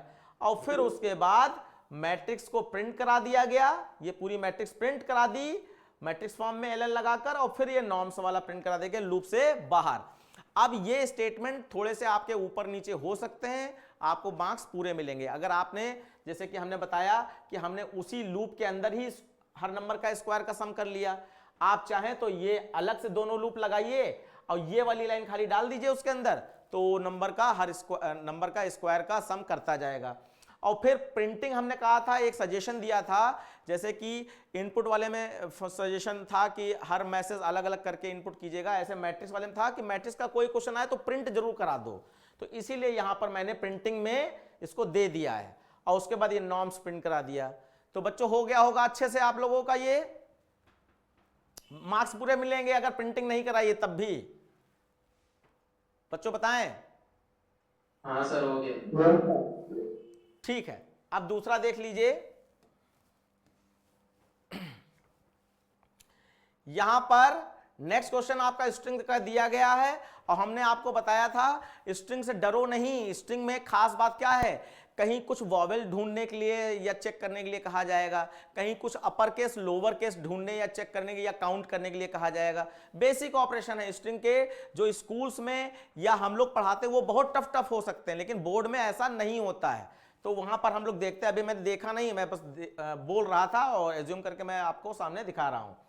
Define a class to accept a string and print if it is a super string और नॉट। बहुत अच्छा, सुपर स्ट्रिंग नया क्वेश्चन बना दिया। a string is a super string if number of uppercase letter are equal to number of lower case letter। तो इससे ज्यादा आसान क्वेश्चन क्या हो सकता है? अपर केस लेटर आपको आस्काई कोड से भी चेक कराना बताया गया था, और इज अपर केस और इज लोअर केस से भी चेक करना आपको पता है। कल ही सिंटेक्स हम लोग डिस्कस कर रहे थे कि बच्चे इज अपर केस तो लिख रहे हैं लेकिन कैरेक्टर डॉट नहीं लिख रहे हैं, तो हमने वहां पे आप लोगों को पॉइंट आउट किया था। और यही क्वेश्चन हम लोगों ने, मैंने अपने गेस्ट पेपर में वॉवेल और कॉन्सोनेंट अलग अलग जोड़ के प्रिंट कराने के लिए दे दिया था कि पहले वॉवेल आ जाए बाद में कॉन्सोनेंट। तो एग्जैक्टली बिल्कुल सेम ही क्वेश्चन आ जाएगा, ये सोचना गलत है, लेकिन आइडिया पूरा है। जो साल भर पढ़ रहा है उसको कोई दिक्कत नहीं आने वाली। तो देखिए यहां पर इसका सोल्यूशन क्या है, तो इसमें आउटपुट देखें, number of upper case letter 5 है, number of lower case letter 5 है, और क्योंकि ये 5 ही निकले हैं इसलिए ये सुपर स्ट्रिंग कही गई है। बहुत अच्छी बात है, छोटा सा कोड है बिल्कुल। तो देखिए यहां पर आपको एक स्ट्रिंग इनपुट करानी है, तो यहां पर ये s नाम के वेरिएबल में एक स्ट्रिंग हमने इनपुट करा ली। उसके बाद हमें काउंट करना था, तो अपर केस लेटर के लिए अपर काउंट ले लिया इक्वल टू 0, और लोअर केस लेटर के लिए लोअर काउंट इक्वल टू 0 ले लिया गया है। उसके बाद फिर आपको एक लूप चलाना होता है, क्योंकि स्ट्रिंग में लूप तो चलाना है। आप चाहो तो लेंथ के लिए एक n नाम का वेरिएबल लेके पहले लेंथ निकाल लो, लेकिन हमें एक ही बार यूज करना था इसलिए हमने डायरेक्ट यहां पर s डॉट लेंथ लिख दिया है। और फिर यहां पर s dot length characters function से हमने कैरेक्टर तोड़ा, और देखो यहां पे लगाया गया character dot is upper case ch।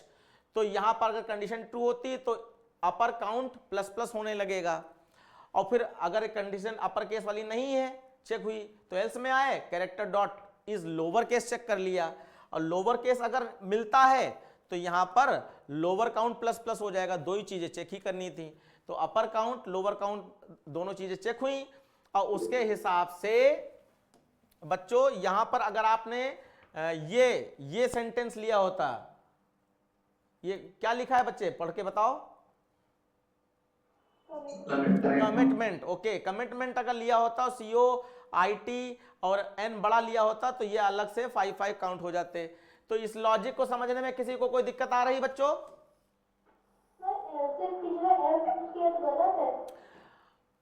देखा जाए तो नहीं गलत है, नहीं देखा जाए तो नहीं गलत है। एलसिफ हमने स्पेशली इसलिए लगा दिया क्योंकि अगर कोई और धोखे से कोई और लेटर अगर आ गया तो वो एल्स में चला जाएगा, और हमें एग्जैक्टली काउंट करना है, इसलिए हमने यहां पे एलसिफ लगा दिया है। अदरवाइज अगर हम लोग क्या किसको फॉलो करते हैं? पेपर को। जैसा पेपर में इनपुट आउटपुट दिया उसके हिसाब से हमारा चलना चाहिए, तो वो आप एल्स लगा के भी चलाओगे तो चलेगा आपका, ठीक है? एल्स में भी चलेगा। एक बार मैं देख लूं, डॉट तो नहीं लगा था। हाँ, डॉट नहीं लगा है तो चल जाएगा बिल्कुल। यस बेटा बताइए। जैसे मतलब स्ट्रिंग का कैरेक्टर जो है स्ट्रैप में उसको कंपेयर करके और लोअर केस से कैपिटल केस है, तो सर ये लिख सकते हैं कि मतलब ch is less than equal to single quotes में कैपिटल ए एंड आप देखिए, अगर आपका फंक्शन क्लियर नहीं है सिंटैक्स फंक्शन का लिखने का, तो आप यहां पे सीधे लिख सकते थे इफ, जैसे ये अपर केस चेक कर रहे हैं तो ch में कैरेक्टर टूटा है तो ch is greater than upper case check कर रहे थे a, और फिर and greater than equal to ch is less than equal to single quotes में z। लेकिन अब यहां पे बच्चे क्या गलती कर देते हैं, वो कैपिटल A और कैपिटल Z जो लिखा है उसमें डबल सिंगल कोट्स लगाना भूल जाते हैं, A और Z लिख देते हैं। ये गलती नहीं होनी चाहिए। और दूसरा, इसकी जगह पर आप अगर A और Z नहीं लिखना चाहते तो डायरेक्ट आस्काई कोड लिख सकते हैं, ग्रेटर देन इक्वल टू 65 और and ch is less than equal to 90, ये भी लिख सकते हैं। ये भी सही है, ये भी सही है, बस डबल सिंगल कोट्स अगर नहीं लगाया तो गलत है। समझ गए बेटा? Thank you sir. हाँ, तो ये सही है। तो बहुत आसान था। उसके बाद लूप से बाहर आ गए, लूप से बाहर आ गए, फिर क्या किया? यू हैव अपर केस, अच्छा वो हम लोगों ने प्रिंट करा दिया। अब इफ कंडीशन हमने क्यों नहीं लगाई, उसमें चेक करना था ना। इसमें हाँ, इसमें इफ कंडीशन मिसिंग हो गई है। इसमें आप लिख सकते हैं, ये तो प्रिंट करा ही देना था। उसके बाद लिख सकते हैं आप कि इफ यहां पर upper case upper count equal to lower count, अगर ये है तो SOP-LN super string, else not. ठीक है, समझ गए सब लोग?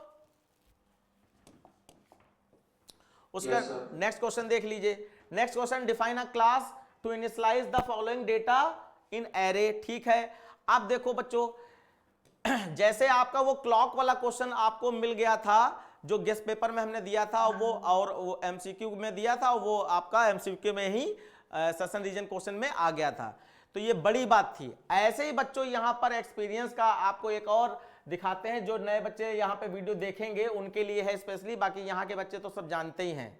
ठीक है, तो देखिए ये हमारा गेस्ट पेपर है, मैं दिखा भी दूं, ये आपका 2024-25 का गेस्ट पेपर है, और इसमें बच्चों ये वाला क्वेश्चन भी आपको ऐसे ही हमने दिया था। ये देखिए, ये क्या है आपका बाइनरी सर्च है, बाइनरी सर्च।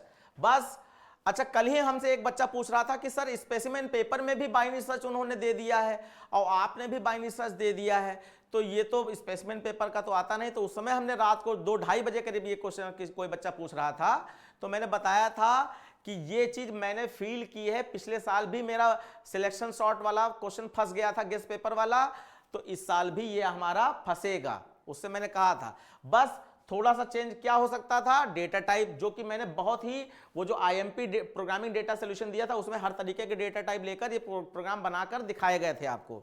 तो यहां पर उन्होंने नंबर की जगह पर, जैसे उन्होंने इंटीजर लिया था तो मैंने थोड़ा सा चेंज करके डबल ले लिया, लेकिन वो हमसे एक कदम और आगे निकले, उन्होंने कैरेक्टर ले लिया। तो कैरेक्टर एरे बनाया जा सकता है, कोई बात नहीं। अब सर इम्पोर्टेंट वाली प्रोग्रामिंग की फाइल में दिया हुआ है कैरेक्टर एरे का। हाँ, वो देखो वो आपका जो वो वाली फाइल IMP प्रोग्रामिंग डेटा, उसमें कैरेक्टर वाला ये प्रोग्राम एक दिया गया है, तो उससे भी आप गेस ले सकते हो, या आपने पढ़ा होगा तो आपको जरूर गेस मिल गया होगा। तो ये क्वेश्चन बच्चों दिया गया था, और बबल सॉर्ट में कैरेक्टर और नंबर में मैचिंग एक जैसा होता है, स्ट्रिंग का थोड़ा अलग हो जाता है। तो यहां पे बाइनरी सर्च में कुछ करना ही नहीं था, सिर्फ डेटा टाइप कैरेक्टर टाइप का होगा, बाकी इफ कंडीशन में भी कुछ चेंज नहीं करना है। तो एक बार हम देख लेते हैं यहां पर, ये देखिए, ये आपका if character is found search not successful. ठीक है, बाइनरी सर्च का यूज करना है, और ये आपके कैरेक्टर स्टोर हैं, और क्योंकि आपको मालूम है अपर केस के आस्काई कोड छोटे होते हैं और लोअर केस के आस्काई कोड बड़े होते हैं, तो यही कैरेक्टर आपको बच्चों डाल देना था उसके अंदर, एरे के अंदर फिक्स रूप से। तो देखिए हमने यहां पर एक कैरेक्टर, ये थोड़ा फंक्शन से हो गया है, हाँ फंक्शन से हो गया, मे भी हमने इसके नीचे लिखा होगा, ध्यान नहीं दिया। ऐसे भी कर सकते हैं, नहीं नीचे नहीं लिखा है, चलिए हम आपको वहीं पे दिखाई दे रहे हैं। पब्लिक स्टैटिक वॉइड मेन से ही आप इसको फील करके देखिएगा। ठीक है, देखो जैसे ये मेन बनाया हमने, और मेन के अंदर आप जो है स्कैनर वाली लाइन ले लीजिए, enter a character to search, और उसके बाद वो इनिशियलाइजेशन यहीं पे करना पड़ेगा बच्चों, जो इनिशियलाइजेशन हमने ऊपर दिखा दिया था, क्योंकि ये फंक्शन के थ्रू प्रोग्राम बन गया है। ओके, ये फंक्शन के थ्रू प्रोग्राम बन गया, ये वाली लाइन आएगी वहां पर, मैं लिख दूं, बताइए, तो कोई दिक्कत नहीं, फिलहाल आपको समझ में आ जाएगा। इस तरीके से देख लो। सबसे पहले क्या करना है आपको, यहीं पे देख लो, सबसे पहले आपको एक कैरेक्टर एरे लेना है, कैरेक्टर कैर, और वेरिएबल का नाम कुछ भी हो सकता है, और बस यहां पर आपको वो ABCD जो कैरेक्टर दिए गए थे पेपर में, मैं अंदाजे से लिख रहा हूं, वो आपको यहां पर स्टोर कर देने हैं। उसके बाद एंटर कैरेक्टर, हमारा एंटर टेम्परेचर था, वहां पे enter character to be search, तो ये भी कैरेक्टर टाइप का रहेगा, कैर कैरेक्टर टाइप का रहेगा, और इसमें स्टोर कर लिया। उसके बाद फिर आपको एरे की बिगिनिंग, मिड और लास्ट 3 वेरिएबल लेने होते हैं, तो यहां पे मैंने लेफ्ट, राइट और मिड ले लिया था। ठीक है, और फ्लैग वैल्यू आपकी 0 रहती है, f = 0, और फिर इसका साइज निकाल लो कि कितने कैरेक्टर हैं, तो यहां पर ये तो इंटीजर में ही रहेगा, राइट में साइज निकाल लीजिए, और ये आपका इफ एल्स इफ का कोड लिखा है, ये इफ एल्स इफ का कोड लिखा है तो ये नंबर के केस में, लेकिन आपको यहां पर अगर सेम वेरिएबल के नाम भी ले रखे होते बट डेटा टाइप अलग कर देते, तो ये लाइन भी नहीं चेंज होनी है, ये लाइन भी चेंज नहीं होनी है बच्चों। और ये अगर वो असेंडिंग ऑर्डर था तो यहां पर ये लाइन चेंज हो जाएगी, ये वाली लाइन नीचे आ जाएगी और ये वाली लाइन ऊपर आ जाएगी, बस इतना। ये इफ कंडीशन भी चेंज नहीं होनी है और एल्स भी चेंज नहीं होना है, और फिर फ्लैग वैल्यू 1 से मैच कर लेंगे और आपका सर्च सक्सेसफुली हो जाएगा। बहुत सारी वीडियो है, जो नए बच्चे हैं वो आप बाइनरी सर्च अगर देखना चाहें तो वीडियो से देख सकते हैं। यहाँ पर अभी इस पेपर का ही सोल्यूशन दिया जा रहा है, इसलिए हम एक्सप्लेनेशन में नहीं जाएंगे। तो ठीक है, मैं इसी को समझा दे रहा हूँ। फंक्शन से भी आप कोई प्रोग्राम कर सकते हैं। तो देखिए यहाँ पे हमने वो कैरेक्टर इनपुट कर लिया जिसको हमें ढूंढना था, तो स्कैनर डॉट या sc.next.caret0। फिर यहाँ पे क्या किया गया, obj dot binary search function call कर लिया क्योंकि हमने ऑब्जेक्ट बनाया है, ठीक है, ये obj बनाया है, तो ये फंक्शन कॉल कर लिया। यहां से जंप करके आप ऊपर चले जाइए, कहां पर, यहां पर, और जो कैरेक्टर आप ढूंढना चाहते हैं वो कहां आ जाएगा, यहां टारगेट कैर नाम के वेरिएबल में आ जाएगा। उसके बाद फिर आप यहां पे व्हाइल लूप लेफ्ट राइट, देखो यहां पे भी लिया गया है, वो लाइन आप मैच कर सकते हैं। देखो ये मैं दिखाई दे रहा हूं, ये लाइन आप मैच कर सकते हैं। Mid equal to left plus right divided by 2, तो यहां देखिए mid equal to left plus right, अच्छा इसकी जरूरत नहीं, लेफ्ट प्लस राइट ही से काम चल जाएगा, ये प्रोफेशनल लैंग्वेज है, इसको लिखने की जरूरत नहीं है। Left plus right divided by 2। फिर उसके बाद नेक्स्ट देखिए यहां पर ये कि आपका जो भी वैल्यू थी वो इक्वल टू में मैच होनी है, तो यहां पे भी आपका जो है जो भी वैल्यू थी वो इक्वल टू में मैच हो गई। तो क्योंकि वो फंक्शन से बनाया गया तो उसमें रिटर्न ट्रू करना था, इसलिए यहां पे ट्रू किया गया है। फिर उसके बाद देखो यहाँ पे लेस देन चेक किया गया है, तो यहाँ पे भी देख लो, यहाँ पर ये लेस देन चेक किया गया है, ठीक है। और ये लाइन हमने कहा था ऊपर आ जाएगी क्योंकि असेंडिंग ऑर्डर है, तो मिड प्लस 1 वाली लाइन ऊपर आ जानी चाहिए। तो यहाँ पर अगर कंडीशन ट्रू है तो left equal to mid plus 1 वाली लाइन ऊपर आ गई है, और एल्स में right equal to mid minus 1 वाली लाइन आ गई है। तो ये आपका सर्चिंग का प्रोग्राम था। और उसके बाद क्योंकि रिटर्न अगर नंबर पाया गया होगा तो रिटर्न ट्रू हो ही चुका है। अगर ये मैच नहीं हुआ होगा, मान लीजिए लूप चलता रहा और लास्ट में फॉल्स हो गया और ये मैच नहीं हुआ इक्वल टू वाला, तो रिटर्न फॉल्स हो जाएगा। तो या तो ये वाला रिटर्न होगा या तो ये वाला रिटर्न होगा। अब ये रिटर्न होकर कहां जाएगा, ये रिटर्न होकर इस वाली इफ में आएगा। और वो जब कोई भी कंडीशन इफ कंडीशन में इक्वल टू करके कुछ चेक ना किया गया होता है तो बाय डिफॉल्ट किस चीज से चेक होता है, बच्चों कल ही बता रहे थे, ट्रू से चेक होता है। तो यहां पर ये ऑटोमेटिकली इक्वल टू ट्रू से चेक हो जाएगा और सर्च सक्सेसफुल आ जाएगा, और एल्स में हमारा यहां पर सर्च नॉट सक्सेसफुल है। तो ये बाइनरी सर्च का सिंपल प्रोग्राम था और आप लोगों को पूरा आइडिया था, और मुझे खुशी है कि ये हमारे गेस्ट पेपर का यहां पर क्वेश्चन आ गया है। उसके बाद नेक्स्ट क्वेश्चन देख लेते हैं। यहां पर एक पैटर्न आया है, एक फॉर्मूला बेस अच्छा सीरीज है, ठीक है, और एक कैरेक्टर का क्वेश्चन आया है। एक बार जल्दी से हम लोग देख लेते हैं कि हमारे उसमें गेस्ट पेपर में इसमें हमने क्या दिया था। हाँ देखो यही थ्योरी की बात कर रहे थे, गेस्ट पेपर के नीचे ये सारी थ्योरी मैंने एक्सप्लेन करवाई थी आप लोगों को।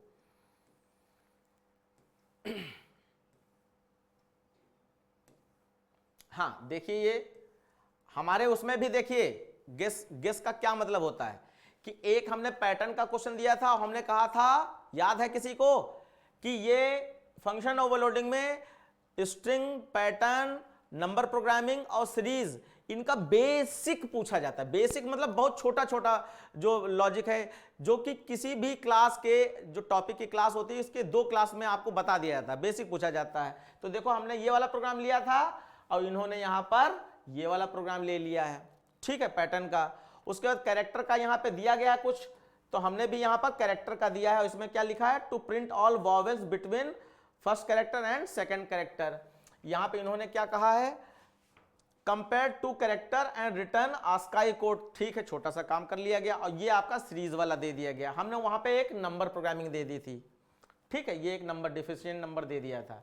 तो ये 4 टॉपिक थे, उनमें से आपका ये सब कुछ जैसे बताया गया था वैसे आया है। अब देखिए यहाँ पे पैटर्न में देखें तो ये वाला पैटर्न बच्चों याद होगा आपको कि एक star at the rate of का साइन, एक हैश का साइन, एक एट द रेट ऑफ का साइन, एक हैश का साइन। आप जरा फील कीजिए, जब पेपर बना रहे थे हम तो हमने क्या फील किया होगा, गौर कीजिए जरा, खाली वो लैंग्वेज चेंज हुई है। 1 0 1 0 1 0 1 0 1 0 1 0 यानी एक ही जैसी चीज आपस में बार बार रिपीट हो रही है। और इस पेपर में भी बच्चों देखिए, इसमें भी आपको यही कॉन्सेप्ट देखने को मिल रहा है, कुछ भी नया नहीं है कि यहां पर at the rate of hash, at the rate of hash, at the rate of hash, इस लेवल पे सोच भगवान ने हमें दी है जिससे हम ये सब कर पा रहे हैं। और बस ये फोर टाइप ये आपका 1 2 3 4 रो 4 कॉलम के हिसाब से चला दिया गया है। तो ये तो बहुत आसान है, सबस्ट्रिंग फंक्शन यूज करके आप ये एक ही लूप में बना सकते हैं। अगर कैरेट फंक्शन यूज करना चाहते हैं तो आप 2 लूप बनाइए, आई और जे का, जैसा बताया गया था। उसके बाद इसमें क्या करना है, इसमें आपको बिटवीन ए एंड बी, ए और बी जो दिए हैं उनके बीच का सम ऑफ नंबर्स करना है। ठीक है, ए की वैल्यू मान लेते हैं 1 है, बी की वैल्यू 4 है, तो अब बीच में डिफरेंस क्या है 0.5 का है, तो ये 0.55 बढ़ रहा है। ठीक है, बहुत अच्छा, 4 तक है, कोई दिक्कत नहीं। अब इसका सोल्यूशन देख लेते हैं। तो बच्चों यहां पर सबस्ट्रिंग भी लगाने की जरूरत नहीं, वही जब फिक्स चीज प्रिंट होनी है तो देखो 0 से 4 का लूप चला दिया गया, at the rate of hash, at the rate of hash, at the rate of hash, बस 4 बार प्रिंट हो जाएगा। इससे ज्यादा आसान क्या हो सकता है। लेकिन जो हम लोगों ने रियल में इसका लॉजिक सीखा था, अगर उससे करना चाहते तो उससे भी आराम से हो सकता था। इफ में हम लोग at the rate of sine कर देते जब जे वाली वैल्यू चेक कराते हैं, अगर आई जे का लूप लगाया है, और एल्स में हैश का साइन कर देते। बच्चों ये वाला कॉन्सेप्ट याद है ना, 0101 वाला जो पढ़ाया गया था, वैसे इसमें आपका ये हो जा रहा है। उसके बाद फिर देखिए, अब ए और बी में जो नंबर हैं उनके बीच के नंबरों का 0.5 बढ़ाना है, तो 0.5 यहां पे देखो सिर्फ बढ़ रहा है, ये 0.5। और ए से लूप चलाना था बी तक का, तो ए की वैल्यू कहां डाल दी, आई में, तो डबल टाइप का आई ले लिया और बी तक का लूप चला दिया गया, और फिर आई को प्रिंट कर रहे हैं, और साथ में उसका अगर सम चाहिए तो सम भी कर लेंगे। ये देखो सम भी कर लिया है, और फिर लूप से बाहर आकर यहां पर ये प्रिंट करा दिया है। ये डबल बी लगाने का मतलब थोड़ा पीछे हटके प्रिंट हो, लेकिन आप यहां पे /n/t कुछ भी यूज कर सकते हैं, या इसको ना ही यूज करें तो अच्छा है, कोई दिक्कत नहीं।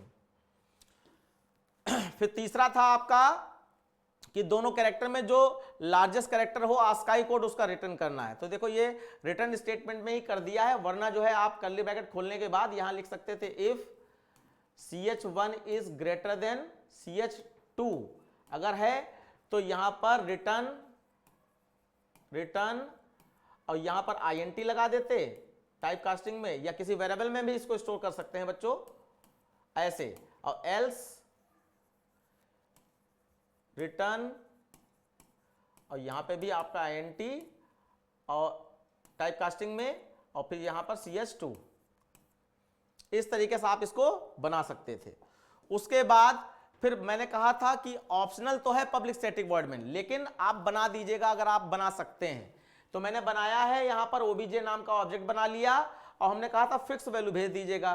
तो पहले फंक्शन में कोई वैल्यू नहीं चाहिए तो ओबीजे डॉट प्रिंट खाली लिखा है, और दूसरे फंक्शन में हमने 2 डबल टाइप की वैल्यू भेज दी है, और तीसरे फंक्शन में बच्चों हमने यहां पर 2 कैरेक्टर टाइप की वैल्यू भेज दी है। मैं अभी दिखाता हूं, ये देखो, ये एसओपीएलएन में ही डायरेक्ट प्रिंट करा है, और ये फंक्शन कॉल कर लिया। चाहे आप पहले फंक्शन कॉल कर लेते उसके बाद इसको लिखते, तो ये आपका ए और जेड भेज दिया, इसी के बीच के सारे कैरेक्टर आपके वहां प्रिंट होने थे। हाँ बताओ बताओो। सर मेरा वीडी फूट गया इसका, पर इसके कितने मार्क्स होते हैं? बेटा वीडियो तो बनाना जरूरी, 2 मार्क्स की वीडियो होती है। सर उससे ज्यादा कभी कटेंगे? अरे ज्यादा कैसे, जब 2 ही मार्क्स की होती है ज्यादा कैसे कट जाएंगे। उसके बाद देखिए ना कमेंट और वीडी टेबल मिला के ओवरऑल 2 मार्क्स के होते हैं, और जो हम लोगों ने सीखा है उसमें अगर किसी बच्चे ने कमेंट लिख दिए हैं, वीडी टेबल नहीं बनाए, तब भी उसको 2 मार्क्स दे ही दिए जाते हैं। थोड़ी लीनियरिटी बढ़ती जाती है बच्चे के साथ में, अदरवाइज आपको वीडी टेबल बनानी चाहिए। हाँ अब देखिए ये सिंपल सा प्रोग्राम क्या है।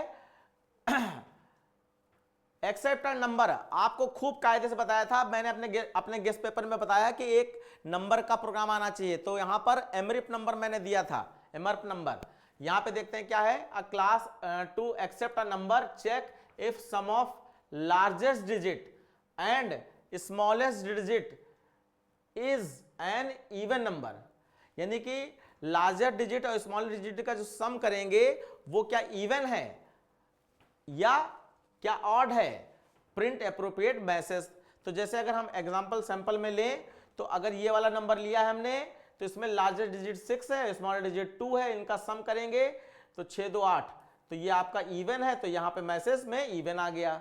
और ऐसे इसमें देखें लार्जेस्ट डिजिट 8 है और स्मॉलेस्ट डिजिट 3 है, 8 9 10 11, तो इसका 11 आएगा, तो ये आपका ऑड नंबर है इसलिए यहाँ पर ऑड नंबर आ गया। तो इससे ज़्यादा आसान और सरल क्या हो सकता है। आपको लार्जेस्ट डिजिट निकालना बताया गया है, एक बार देख लेते हैं। देखिए यहाँ पर क्लास लास्ट तो डिक्लेयर कर ही लेंगे आप लोग। लार्जेस्ट स्मॉलेस्ट डिजिट नाम की क्लास है। थोड़ा फॉन्ट मैंने गलत ले लिया है, हमें लग रहा है काफ़ी डार्क करने के चक्कर में ऐसा हो गया है।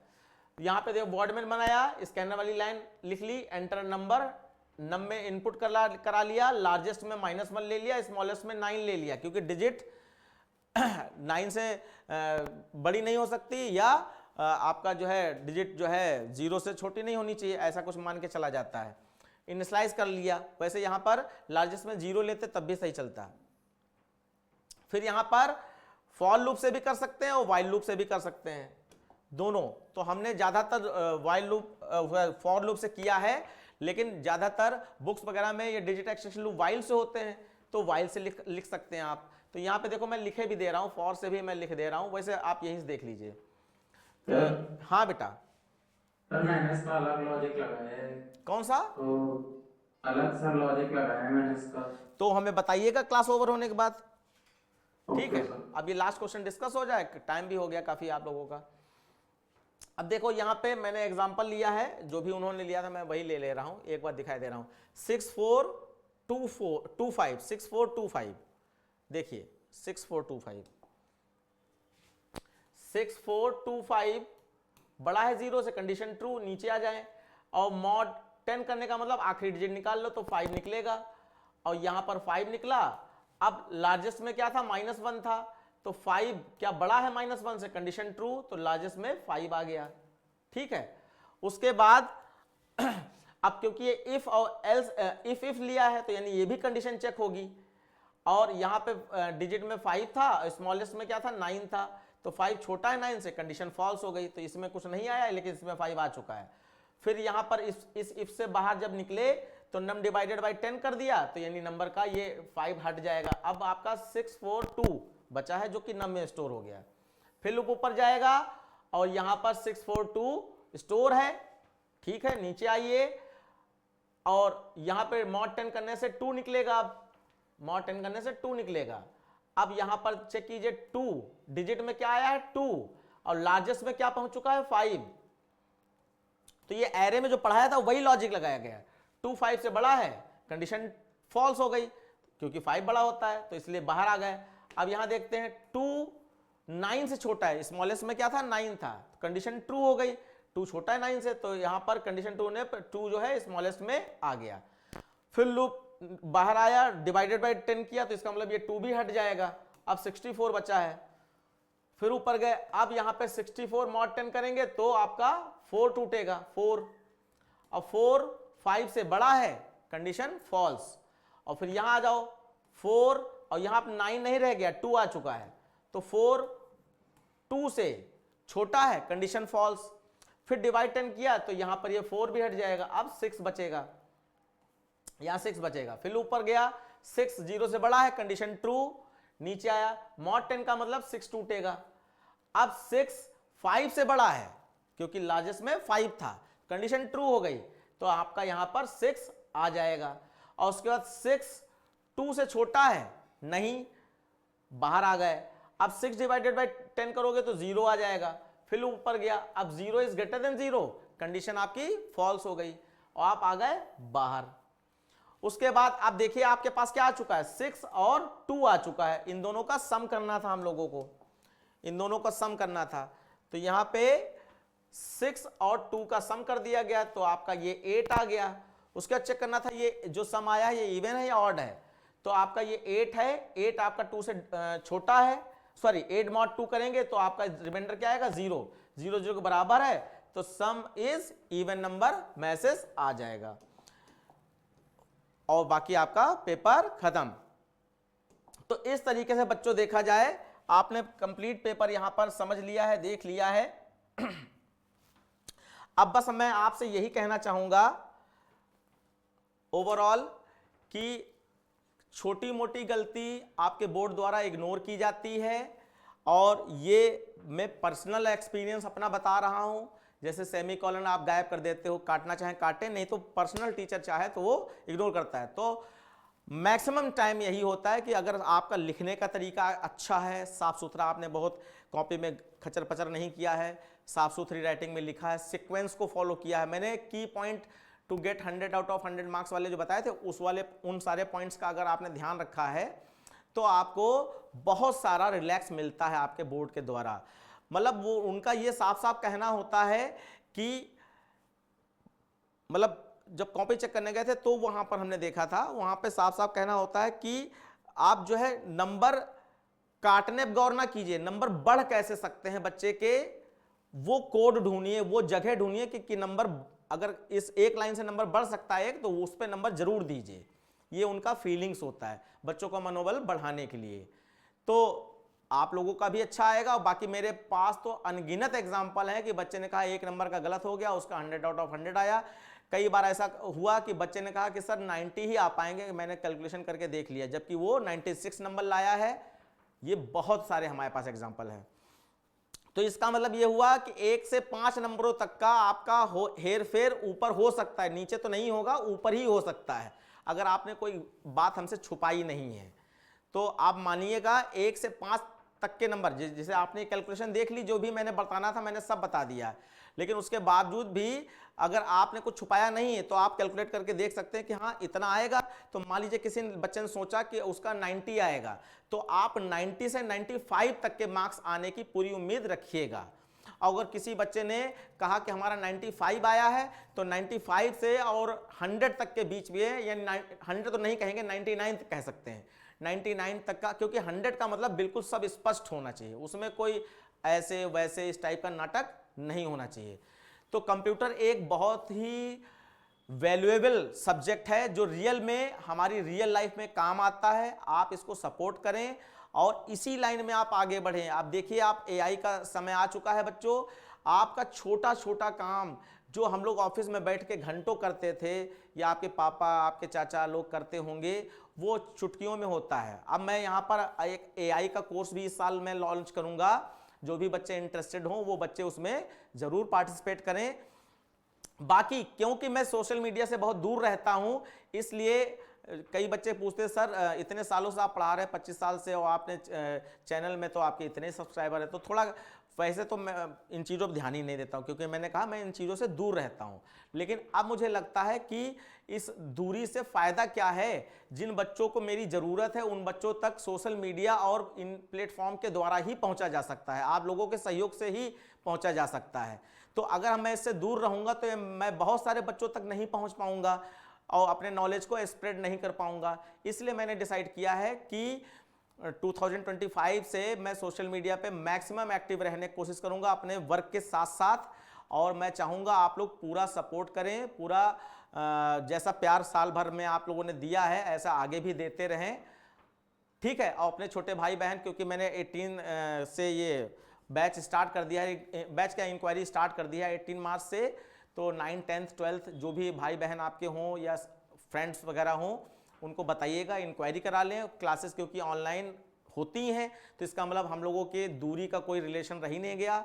मोबाइल ऐप होता ही है सबके पास, उसमें सारा डेटा आपका होता ही होता है, तो कोई दिक्कत नहीं आएगी। और आगे भी आप लोग देखिएगा, अभी जो मैंने कहा था इंपॉर्टेंट चीज़ मैं बताऊंगा लास्ट में, आप देखिएगा आपने चाहे थोड़ी गलती की हो चाहे थोड़ी ज़्यादा गलती की हो, लेकिन कंप्यूटर में ही सबसे ज़्यादा मार्क्स आपके आएंगे, ऐसा मेरा विश्वास है। वो 1-2 सब्जेक्ट जैसे वो फिजिकल एजुकेशन और हिंदी को छोड़ दें, तो क्योंकि उसमें मार्क्स तो ऐसे मतलब दे दिया था कि बच्चे को बस पास हो जाना है अच्छे नंबरों से, तो इसलिए उसको छोड़कर बाकी जो मेन सब्जेक्ट होते हैं जैसे फिजिक्स, केमिस्ट्री, साइंस, कॉमर्स, इन सब्जेक्ट में जो बच्चा रियल में किसी सब्जेक्ट में बहुत महारथी है वो तो कंप्यूटर को टच कर पाएगा जो बच्चा यहाँ पढ़ा है। अदरवाइज कंप्यूटर ही सबसे ज्यादा मार्क्स लाएगा, आपका चाहे कम आए चाहे ज्यादा, लेकिन ज्यादा कंप्यूटर का ही होगा, ऐसा मेरा विश्वास है। और आपको ये परिणाम मई में जो भी रिजल्ट आएगा देखने को मिलेगा। और सारे बच्चों से उम्मीद करता हूं कि वो अपना मिठाई लेके आए, अपने अच्छे मार्क्स पाने में जो आपको खुशी मिलेगी वो हमारे साथ भी शेयर करें। अगर तो आज की क्लास में बच्चों यही, बाकी आगे की क्लास कंटिन्यू चलेंगी। जो भी आपके डाउट होंगे इस क्लास पेपर को लेकर वो भी मैं सॉल्व करवाऊंगा और ऐसे बढ़ते रहेंगे। Thank you very much.